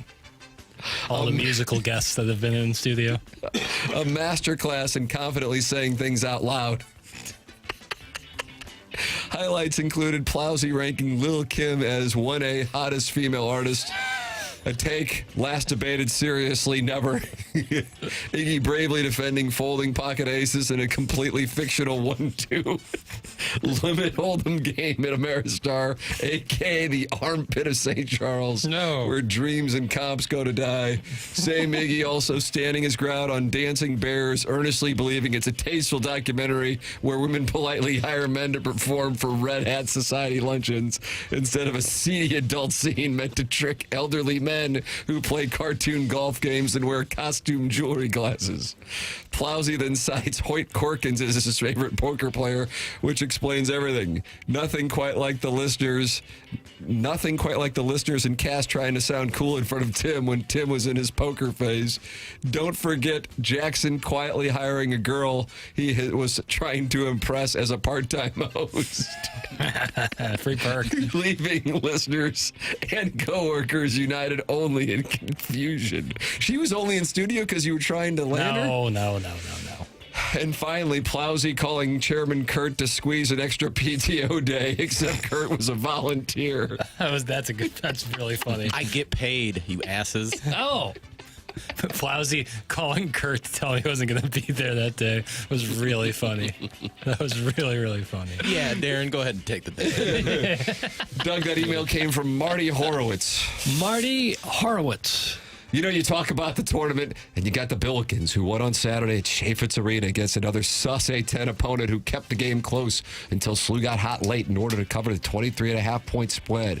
And you got Billinois, who had their 12-game win streak snapped in overtime by Tommy Izzo, who cannot sleep with the recovering alcoholic's wife. Sorry, Tom Izzo.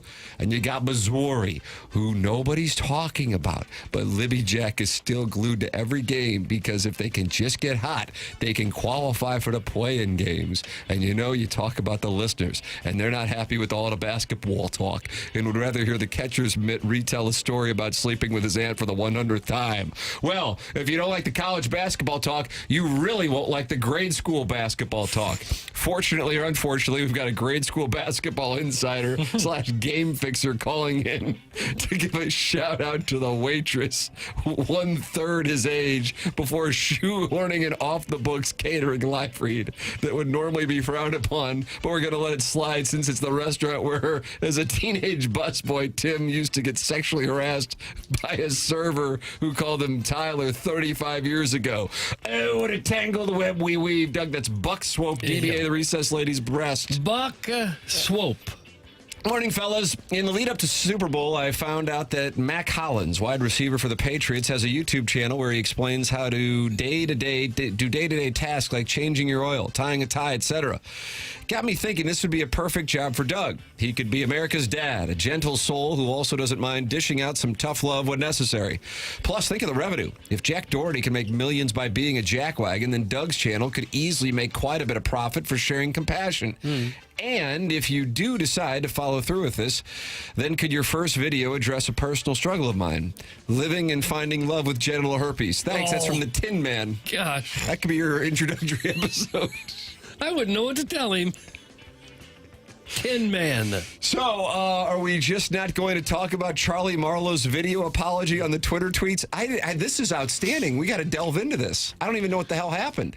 I didn't know what was serious about it. So all he said the other day was, no parenting class can prepare you for watching your daughter go 0 for 17 from the field, which is so a he's reasonable. Just joking around. Yeah, and I'm sure no one. I mean, it probably happened. She had a bad game, and he's like, "What are you going to do as a parent?" But she's 8. Right? Yeah, she's a little kid. Got one. It's up to 1.1 million impressions so or what whatever happened? you call it. I don't know. Like a lot of them are like. So people thought he was being serious, I guess? No, I'm looking at it. Most were just kidding along with him. Okay. Every now and then somebody says something, kind of crazy. He did then post a video, but I don't know the context of that video either. And now I don't see it on his timeline, so I don't know what happened. He's tweeted a lot. During the game, he was probably hammering drinks. He was tweeting a lot during the game. A lot of it gambling related. But all he said was, no parenting class can prepare you for the agony of watching your daughter go roughly 0 for 17 from the field in a basketball game. And it got those impressions, 1.1 million impressions, 37,000 likes. Did it for the clicks. But the video is missing because he came on and said, all right, we're going to clarify this whole thing. Because he was catching hell? I don't know. It's a 4-minute video. So the video's not deleted? No, it's up there, yeah. I can't find it. I'm on his page. I believe you. Okay. Well, he doesn't have a boss, right? You gotta click on the videos. Here it is. I doubt. So he doesn't have like some. Right. Knowing the Chuckster, he's not being serious about any of this. 100%. But he looks serious in the here it video. is. I see him now. Serious look on his face. Does anybody watch the video? Can we play? It's 4 minutes long. I watched it for a second or two. What segment are we in? Are we on the air right now? I see him just talking about betting.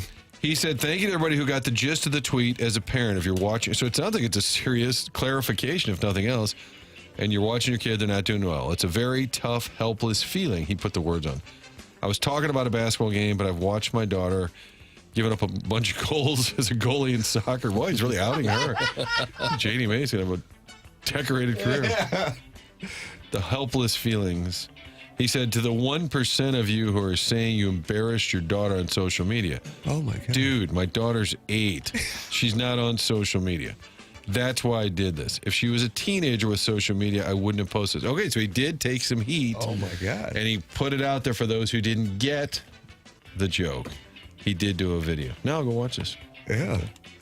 Well, anyway, we got an email Now about he's it. engagement farming. Yeah. Full disclosure, I missed Friday's show, so the genitalia. Oh, we didn't talk about the penis injections for the Olympic skiers. Seems like we're burying the lead. Full disclosure, I missed Friday's show, so the genitalia could have already been covered. Doug is normally on top of stuff like that.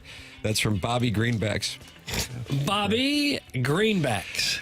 There I was at the gym Sunday afternoon trying to keep my metabolism up before the big game. And you could say Super Bowl Sunday is one of the most masculine days of the year. Football, food, beer, Tim telling his wife not to talk during the game. And there I was on the treadmill watching the quad god and the team figure skating event. When he faltered on 2 landings, I gasped twice loudly. And that's where we are, emotionally involved in men wearing sequins doing jazz hands on the ice because the local pro teams suck. Doug, will you be my doubles luge partner? I call bottom. That's from Brad in Boca. Okay. Brad in Boca. Buenos dias, compadres. Had the chance to take in the Billikens game this past Saturday with some good friends. I sat nervously in my seat, waiting for their arrival like a child on Christmas Day. And then there he was. Tim came marching in like the benevolent leader he is, shepherding his kids to their seats to a standing ovation, usually saved for kings and debutantes. It reminded me of when Pope JP2 took over the Dome in 1999. I cried a little. Next up, I saw the dashing Douglas Vaughn behind his wall of security, turning down requests for autographs, kissing hands, and shaking babies. I didn't shake any babies. He's such a stud. Even though I was across the arena in the last row with my binoculars, it felt like we were there together. We shared some glancing looks, some good chuckles, and watching Doug's tongue work while cleaning his fingers of nacho cheese made my pant tight. Can't wait till next game. Have a great day. That's from the Heiser House Hooligan. Heiser House Hooligan. The scary thing is, I did have to lick the cheese off my fingers from having nachos. And you were doing it to attract him? Yeah, kind of. Staring guys directly in the eyeballs while doing it. Heiser House Hooligan. Hey, Tim, as any intelligent red-blooded American should do, I listen to everything you say and follow it blindly. Nice. Oh, gosh. That was a good strike. Smash factor 1.48. This includes tailing your picks on the spread zone. So that's exactly what I did for last night's big game. I wrote down every prop bet you liked, parlayed them all together, and I knew I'd never have to worry about being late on any of the remaining 65 monthly payments on my brand new 2007 PT Cruiser. Ooh, brand new. Wood panel, hopefully. Yeah, those were not attractive automobiles. Can it be brand new if it's 2007? Yeah, it's got less than 1,000 miles. But alas, my parlay didn't hit, and I can only hope that this month's prize is 5.5 years of car payments. I'm going to quote the late, great Robin Williams when, from the 1997 Best Original Screenplay winner, Good Will Hunting, Tim, it's not your fault. Drake May shouldn't have rushed 37 yards. I'm sure Mike Vrabel forgot to tell him the line was 36.5, and you liked the under. Tim, it's not your fault. A.J. Barner didn't know the biggest lead needed to stay under 14.5 points, and he should not have caught that touchdown pass. Tim, it's not your fault. Mike McDonald didn't know you liked New England to win the time of the possession game. They could have punted on third down a couple times. Tim, it's not your fault. That's from Phildo Baggins. Gosh. So like a Goodwill Hunting Phildo kind of... Baggins. He's new. Doug, that's what we have for the Design Air Heating and Cooling email today. The only question left is what you got. We will announce the winner coming up at 10:55. The program is called TMA on 101 ESPN.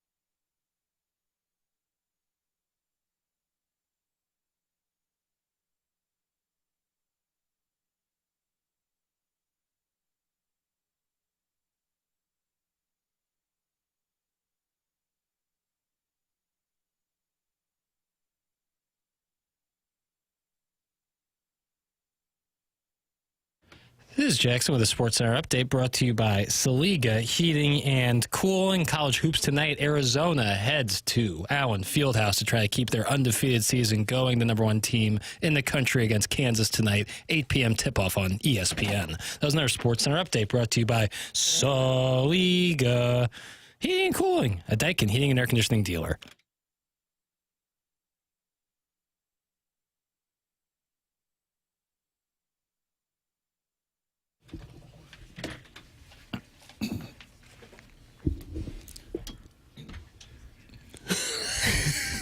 Jackson's a DJ.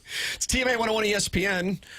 Martin Kilcoyne out. James Carlton in. James, good morning. What's up, guys? How we doing? What's the good word? Yeah, I need a good word. I'm a little down. You just got to see Doug Vaughn's son drilling I'm high on threes at that. Chaffetz Arena. I was in here talking about my son getting a borderline participation trophy last week, and Doug's son's knocking down three-pointers like left In and front right. of 10,000 people. Forget about it. Now I'm down. No That's on football Doug's for Instagram 6 if you want to months. see it. That's terrible. The next game that we will care about will be, all due respect, of course, to the Battlehawks, will be Missouri and Arkansas Pine Bluff. Okay. So that's, what, 6.5 months away? That's right. Lovely. Well, yeah, but we got the players, we got the Masties. Looks like it's down still at spring 7 weeks training. away. Going to be a big year for the Cardinals. A&M on Wednesday. I mean, I'll be watching that. Don't get me wrong. It's just not the same, needle mover that football is for me. But this is the year Missouri's going to go on a run somehow. Just to go against all logic. Yeah, you would have thought last year's team had a much higher ceiling, well, at least from a ran shooting into Drake. standpoint. So many people drove to Wichita. You were going to stay for the next game, too, had they won, right? Yeah, absolutely. Oh, God, that is such a bad beat. But your son enjoyed the hotel pool. He loved the hotel pool.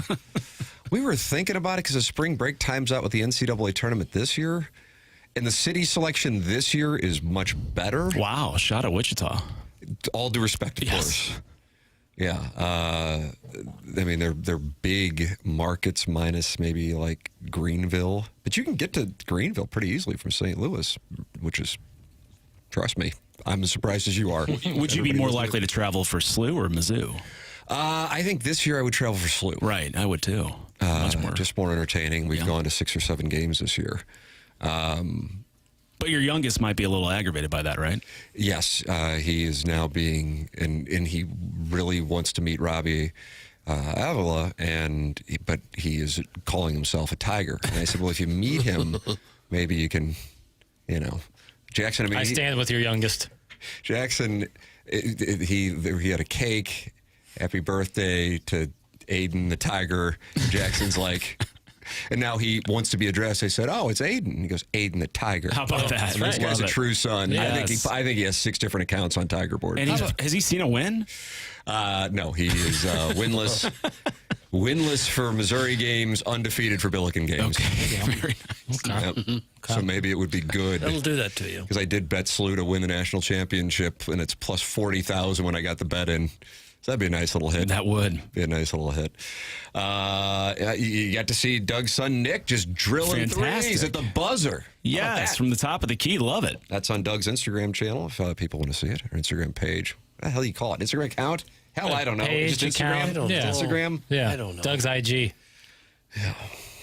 I just thought it was kind of funny. That's why I put it up there. Oh, it was awesome, though. But the whole building was cheering for him. Yeah, that was a great reaction. Good-looking stroke. He's got a good-looking stroke. You're right. He was Quick online every release. time. Firing it. Yeah. I saw Jackson run down the hall a little bit ago. He's got to have the fastest 40 time in this room. Is that right? Oh. Both he my was shins are on fire after doing that. Really? Why were you running, baby? Sprinting?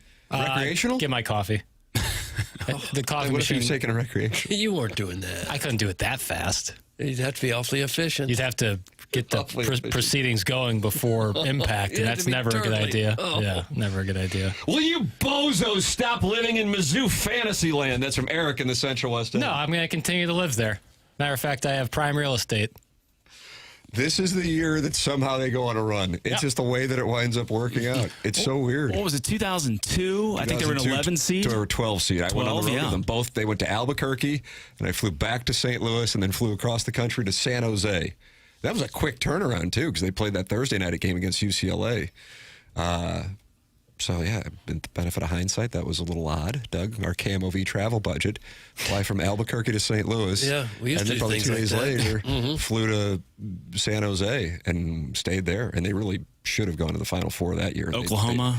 They lost to Oklahoma. Yeah. They were the better team. But, hey, you got to hit your free throws and Borch. That's what you got to do. They were not the better team than UConn in 2009. I was at that one as well. That was in Glendale, Arizona. Yeah. And I think those are, am I missing any Elite Eight appearances other than that in your lifetime papers? No. Last one was 94. Doug was there and somebody got stabbed during his live shot. Right, just right behind me a little ways. L.A. I don't know if they lived through it or not, but got to the live shot. Alive, too. Yeah. So, James, you're not buying stock in the Tigers? Buy stock. You're going to get it at a good price. You know what? T.O. Barrett brings a little bit different element. Hell yeah. Do you have a comp for him? I was thinking like J.T. Tiller, but he's more offensively skilled than Tiller because he's kind of a thicker guy that can penetrate the lane, good defender. But Ant Robinson just seems broken. Yeah. I don't know what's going on there because I'm sure he's getting paid handsomely because he was a really good retention piece in the offseason. But, yeah, T.O. Barrett brings a different element to the game, and he's good from the line, which is not the Tigers' strength. So, and he gets to the line a lot because he drives the lane. Festus Fluffer is mad at you, Doug, for not talking about City with their open. Well, I missed the game. I missed the friendly they had. Oh, I thought we were talking about the friendly they won this or lost this No, he weekend. wants you to break down the schedule. Oh, well, their schedule is one where if they can get some wins both at home and on the road, they should be okay. And if they can get lots of wins, even better. If they don't win these games, they're going to find themselves at the bottom of the standings. Can't argue with that. That's what makes this year's schedule unique. I hope that satisfies the Festus Fluffer. It should. It should. Doug, can you call it a live shot if someone dies? Thanks. That's from Pele Blanco. That's what I was thinking. And I lived through it. I'm not sure if the person behind me did. How about this, Papers? James, great to have you in for your opinion on this. The NBA Board of Governors expected to vote on adding 2 expansion teams this summer. Yeah. Welcome to the new team in Las Vegas and the new team in Seattle. No! Oh, no. Yeah. No! Yeah. Are we even in the ballpark or in the picture being talked about? Like 9th or 10th on the list. Oh. I bet Kansas City is ahead of St. Louis on that list. But I don't think they're going to expand to 10 more teams. You think Vegas can support 4 major professional teams? But with basketball being one of them, yes, undoubtedly. Baseball, I think you have a legitimate question there. Basketball, I don't think will struggle there. That is it's a more glamorous sport than baseball, and that's a glamorous city. Boy, everything I'm looking up at Las Vegas and Seattle, it's not even like a sweat. I guess Southern California and San Diego now with missing the Chargers and they have a void in the market. Yeah, but they got 2 teams in that kind of area already. They lost the clip show 50 years ago. Yeah, Seattle, they want 40 plus years. They want something other than just Portland and the Pacific Northwest, and then Vegas makes all the sense in the world. What about us? Hey, Tim, let me ask you a question on that front. When you interviewed former county executive Gene McNary, you were in the room with him, right? Yeah, oh yeah. Because that was back when you were doing them in person. Do you believe it? Do you believe that he literally got a San Antonio Spurs phone call? Yes. Yeah. That was so unbelievable to hear that. So for those not familiar, this was on my podcast, and Gene McNary was the St. Louis County executive, while Vince Schamel was the mayor. And and I think they have a good relationship, but they have different versions of the story of the Big Red leaving St. Louis. And McNary's story, which Vince Schamel says is not true, is that they were going to build a stadium. Doug, do you know where the location was? I know you were in Miami at that time. I think it's in the Rams Park, Hollywood Casino Amphitheater area, somewhere in that range. Yeah, they were talking Earth City. And not only, and I believe it was going to have a roof on it, it had to have, because he said, and I also got a phone call from the owner of an NBA team who said, if you build that building, we want to move here and play in that building. And Gene McNary, it wasn't like at the forefront of his mind, but he says, if my memory serves, it was the owner of the San Antonio Spurs. Now, keep in mind, this is the early, maybe barely mid-'80s when this was all going on. So before the Spurs caught fire and were a dominant team. Exactly right. Before the David Robinson, Tim Duncan run. Yeah. But yes, that's the story. So that's a tough one. So what he says happened, now Schamel, who was the mayor, who I then had in, because it's only fair if somebody says this, the person's got a chance to defend themselves. You got to give them that chance. Says that did not, because what McNary said is it was good to go, it was going to happen. And then Shamel met with Civic Progress. That was the name of some power brokers in St. Louis at the time in the 1980s. And down at the MAC, and they told him, if you put this stadium outside of the city limits, you can kiss your political career goodbye. And that is why it didn't happen. Shamel, in fairness to him, and again, this is all on my podcast, said that did not happen. Bill Bidwell had zero interest in staying in St. Louis. He hated playing second fiddle to the Cardinals. And in addition to that, if you don't believe me, check and see if he had any intention to sell Anheuser-Busch products at that new building. And he always made it clear he would never sell Anheuser-Busch products. So he could say he wanted a stadium, but he wasn't going to let AB products be in the stadium. So you have these conflicting stories. So relative to the NBA, which always puts Jackson in a bad place when I tell that story, that is what Gene McNary said. So we would have had the Blues, the football Cardinals, the baseball Cardinals, and the St. Louis Spurs. You wonder how that might have changed the trajectory that St. Louis is on right now. If it might be a different city completely if we had all that. I don't know. Wouldn't have had the Battlehawks. That's true. So it'd be worse. God. Things would be worse around here. To that point on Bidwell being, second fiddle, that's kind of how you feel about the Chargers, right? Would you say they're probably the most likely current team to relocate right now? I don't know on that. It's a good. I think it is a good question, because I think if it ever happens in St. Louis, and I am of the opinion it's not going to, but if it were ever to happen, I don't think it would be expansion, because I think the league, the NFL, expands to a top, 20 in the world city, not, top number 24 in the United States city. So, I think it would have to be that. And if it ever happens, the current people that run the NFL will have to be long gone. Goodell's got to go. Jerry Jones will have these people that made it happen. I would think they would have to be gone. Having lost a big lawsuit or made out a big payment, I don't think those guys would ever even consider moving to St. Louis. And then introduce the new commissioner, Kevin Dimhoff. Right? Yeah, how about that? Wasn't there a rumor that he was kind of like in line? There was a list of potential candidates. Oh, my God. Which, if I'm not mistaken, was written by Peter King. Who's represented by his father. That's correct. Yeah, Nicely okay. done. Okay. It's nice to have loyal listener James Carlton in, because you can fill in the and blanks. just a obsessed relocation nerd. I mean, there's been people in my office that started listening to TMA during that relocation time, because right? you guys were all over it. God bless. I appreciate it. Most important story that the show's ever covered. Yeah. I mean, it's most important. I mean, and anybody who is in St. Louis sports media in this time. I mean, hey, listen, if there's a bigger story, then great. I suppose I would say, because it can't get any bigger than that. And then in the back of my mind, I go, I guess it could. But I don't expect it to. It would be in the positive way. That's what my anticipation would be. James, it's always great to see you, sir. Thank you for coming in. You come up with these great questions from the audience, questions for the podcast, and then also wonderful to have you in studio and talk it over. That's James Carlton. Have a great week, guys. You too, brother. Thanks, of the James. Carlton State Farm Insurance Agency. He knows Jason Gassrow. All these sponsors know each other and talk it over. Jason Gassrow is with Schaefer Door Company, podcast sponsor here on TMA and 101 ESPN. Schaefer Door, SCHAEFER door.com. Schaefer Door Company, longtime sponsor on TMA. And if your garage door breaks, all you have to do is go to schaeferdoor.com or call or text the number they set up for TMA listeners at 636-782-3608. They service all kinds of garage doors for service and new installations with LiftMaster. It's Schaefer Door, online at schaeferdoor.com. Schaefer Door, a LiftMaster partner. The program's called TMA, airs on 101 ESPN.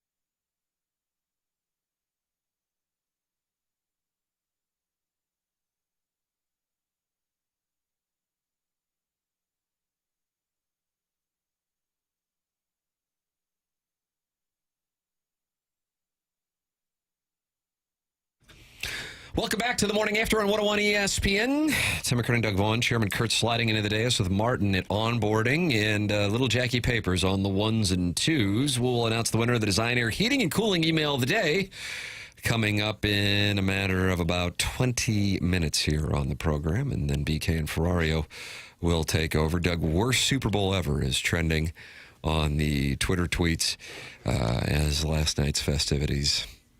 I don't even know. I'll give you something, but I don't even know what to. I don't even know what to give you.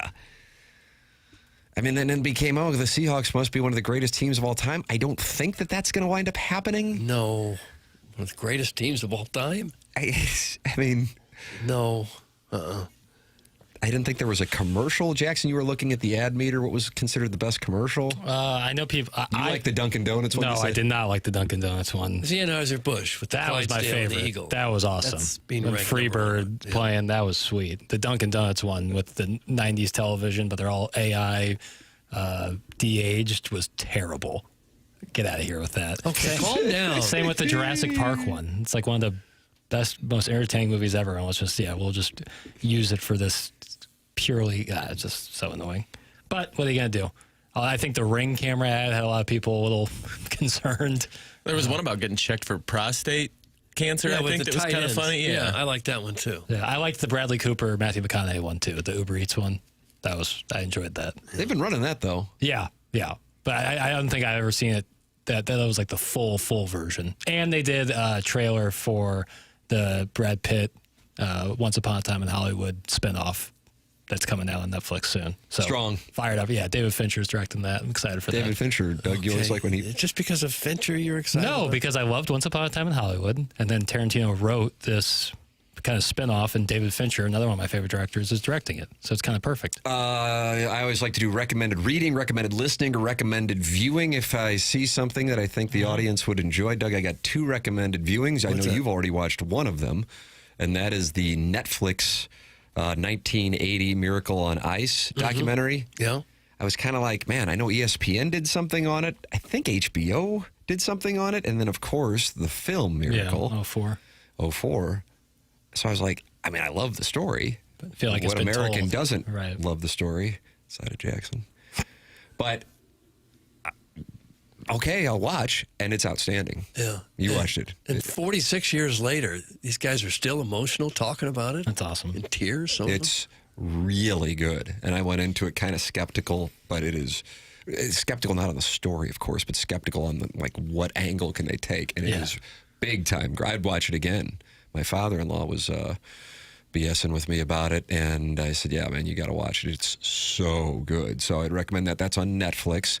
And then also, I believe this is on Netflix, and maybe this is me just trying to get on Movie Boy again, because I just can't get the invite. Yeah, well, you need exposure, too. I do, thank you. Is a documentary on the films that came out 50 years ago, the year 1975, and how it was a signature moment. Yeah, Jaws. In movies. Well, many more than that one, but Jaws certainly was... Created the blockbuster. One of them.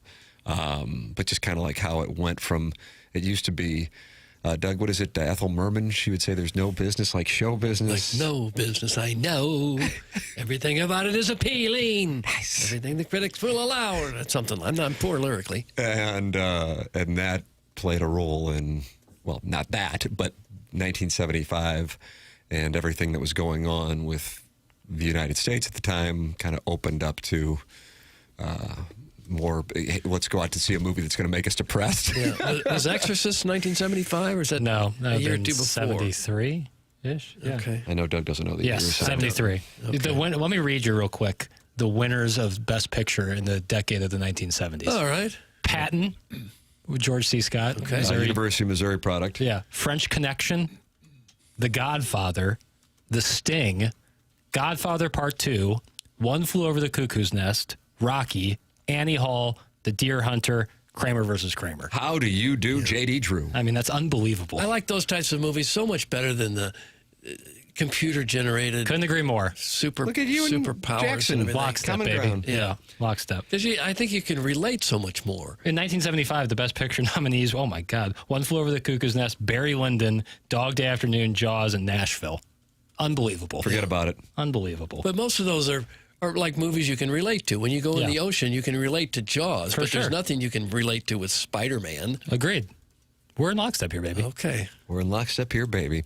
The program is called The Morning After. You can podcast it via the Schaefer Door Company podcast. Doug, can you tell us about Jason Gosrow and Schaefer Door? He and his men are right there if something should go wrong with your garage door. When it does, it's pretty frustrating, especially Monday morning. You get out there ready to go. I got to go to work, and the garage door won't go up. Yeah, trapped. Well, they have this special Monday morning standby service for doors that break down over the weekend. For whatever reason, when they go, that tends to be when they go over the weekend. But Schaefer Door and Jason Gosrow and his team are right there on standby, ready to go to get you taken care of. And they service all kinds of doors, even if you got a business or a warehouse with big, giant doors. Schaefer is experienced in those types of jobs as well. They service and they sell new installs with LiftMaster. LiftMaster garage door openers are strong, quiet, and they are versatile.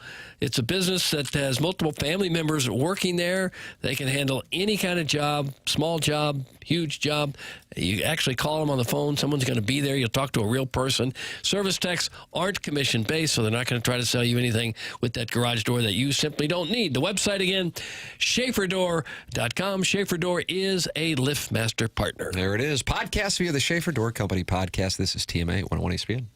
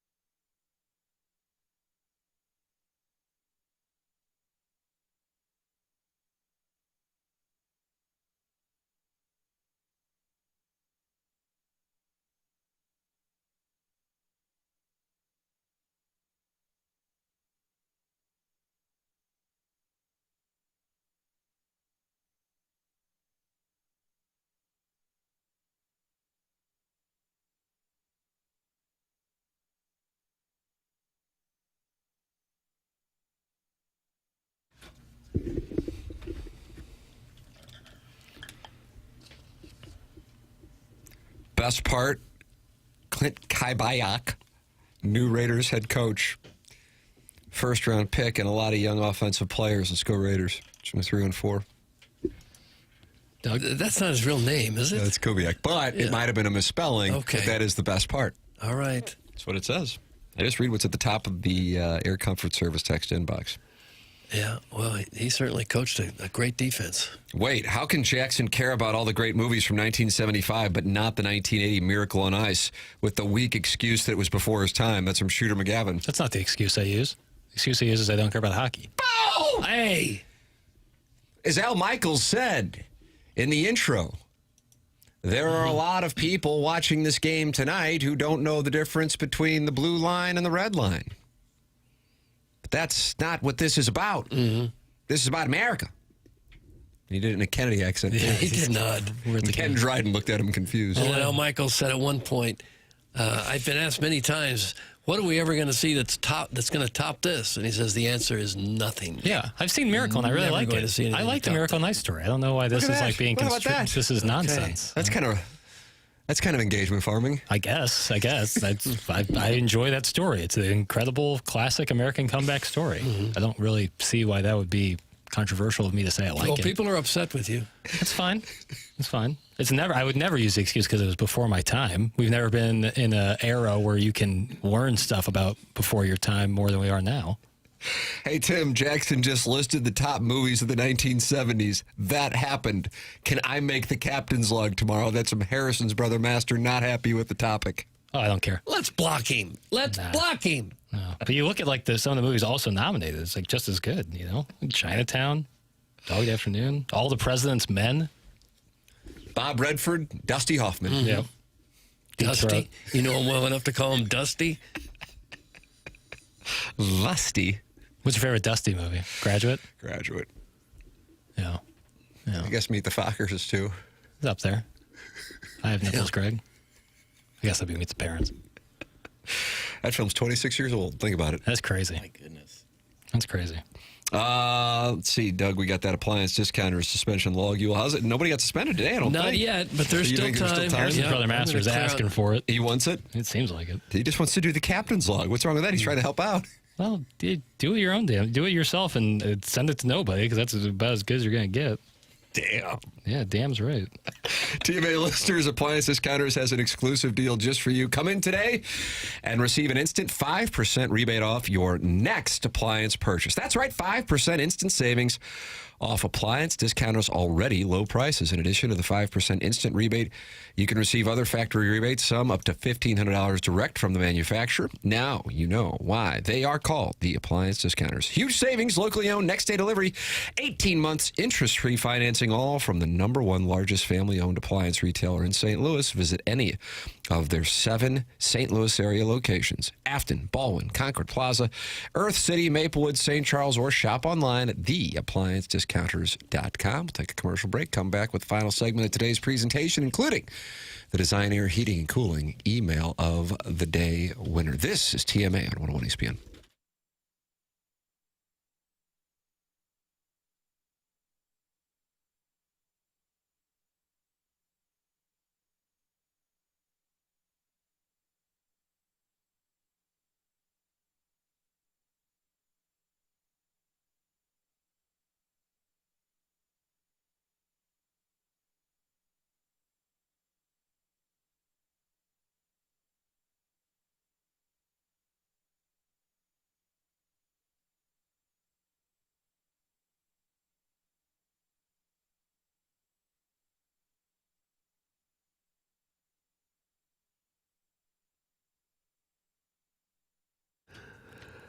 For over 135 years, Stifel has been a trusted name in finance, headquartered right here in downtown St. Louis since 1890. So what does Stifel do? Well, pretty much everything money-related.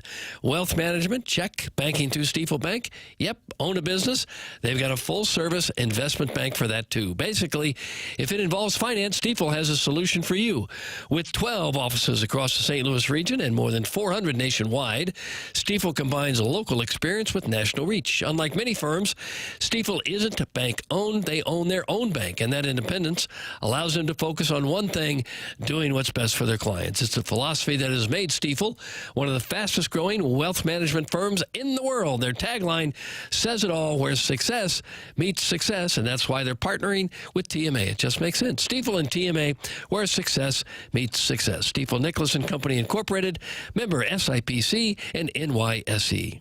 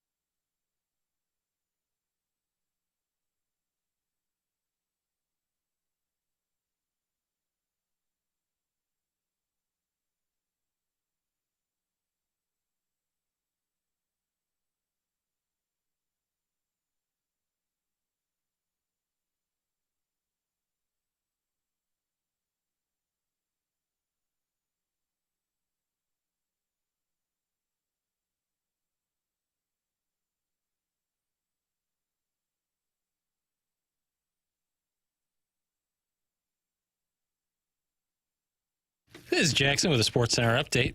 Brought to you by Saliga Heating and Cooling. The Raptors defeat the Pacers yesterday, 122-104. Scotty Barnes defending the North with 25 points, 14 rebounds, and 6 assists. That was another Sports Center update brought to you by Saliga Heating and Cooling, a Daikin heating and air conditioning dealer.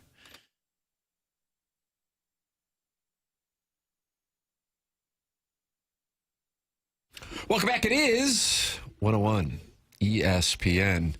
I'm so late, but our beloved Tim has SLU basketball's coin purse in his mouth, says he was emotionally invested in Illinois, and now bets on KU. Get out of here! Oh. Doug, that's from the co-founder of the Fairmount Parks Players. So I just looked up at the YouTube chat. That's what I saw. And you were And stunned I think when I you read the sat word, with him "Get at outta a here." Missouri football game.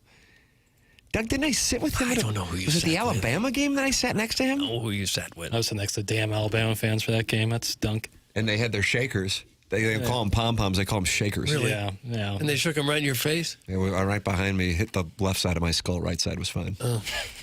Okay. Yeah. I One had a advantage. Similar experience. I don't know what to say. I want the local teams to do well. You're gonna have to pay for that kind of sentiment. Some people don't believe you can be a fan of more than one team. There's even a commercial like that. Have you seen that? It's that Fanville commercial, the Dr. Pepper. Yeah, a guy walks in and he's got a secret team. And Side team. Side team. Yeah, everyone's all over him. I think it's fair to like root and hope a team does well, while not necessarily like saying that you're a big fan of them. Right. So, I mean, I was literally at the Missouri-Illinois game pulling for Missouri. Right. I would imagine people believe that, but maybe they don't. I don't know. And then on Saturday night, I found myself, I wasn't intending on it. I just wanted to watch what was going to be a great game, as we talked about, I think, off air, Jackson, how you had Duke, Carolina. That was a sick comeback with an incredible finish. I wasn't watching Tennessee, Kentucky, but you were watching that. And then you also had Michigan State and Illinois. And I was surprised by how much I was really pulling for Illinois. I don't know. I mean, people can believe it. People can not believe it. Can be angry by it. Can like it. I don't know what to tell you. I feel how I feel. It's like I ride a Sibian. Listen, I guess I would prefer not to. Yeah, but I enjoy it. Yeah. Now, you can be mad at me for it. I'm not making you ride a Sibian, right? No. One man's Sibian's another man's treasure. What? I'm just, kind of riffing here. Saturday was a great day of college basketball because you also had Auburn, Alabama. That was a tight game. Yeah. And the Duke-Carolina game was awesome. What a pass there. Seth Trimble gets in the corner. That was a nice little play drawn up there by Hubert Davis. Really nice. Really. And then John Shire and his team getting hit in the face because too many people are on the court. Twice, Doug. They rushed the floor twice. Yeah, which is not a great look for fans in Chapel Hill. I don't think the Colonel is happy about it. No. I like the Colonel, though.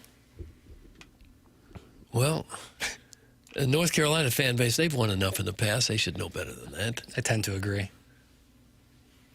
I guess me and the co-founder of Fairmount Park Players Club need to get on a call. Oh, that sounds awful. Calling a listener because they didn't like your take. Imagine having to do that. Oh, my God. That'd be hell on earth. Yeah, Jackson, before you tell us who those two free throws by Illinois at the end of the game were super clutch. Couldn't agree more. I also was saying that off the air. Davis just sits there like nothing. Yeah. Dead center. How do you do? We'll see you in overtime. Let's see what I got here. When you look in the mirror, what do you see? Jagged yellow teeth, grinding your teeth from stress, coffee habit caught up to you. It's not just about vanity and looks. It's about looking and feeling your best with a healthy smile. Dr. Pryor at 100 West Dental is my guy. They do more than your typical dentist. They don't just clean teeth. 100 West Dental rebuilds smiles and confidence. Got worn teeth, chipped edges, gaps. Dr. Pryor handles the heavy lifting. Right now, they are offering complimentary consultations. If you're tired of the jagged look, go to 100westdental.com. They are on Baldwin in Manchester, and book an in-person consult online or submit a virtual consultation request right from your phone. Stop smiling with your mouth closed in photos. Go see Dr. Pryor, 100westdental.com. Jackson, who won the Design, Air, Heating, and Cooling email today? Yeah, Marty Horowitz. Yeah, Marty Horowitz got a win. On the board. Congratulations to Marty Horowitz. So far, I don't think anybody's won twice in the month of February. How about That's that? accurate. What a leaderboard we have. BK and Ferrario coming up next. For Jackson Burkett, for Chairman Kurt, for Martin Kilcoyne, for my brother Kevin, for Douglas Sullivan Vaughn, I'm Tim McKernan. This has been The Morning After, presented to you by Brown and Crouppen from the Stiefel Studios on 101 ESPN and the TMA STL YouTube channel.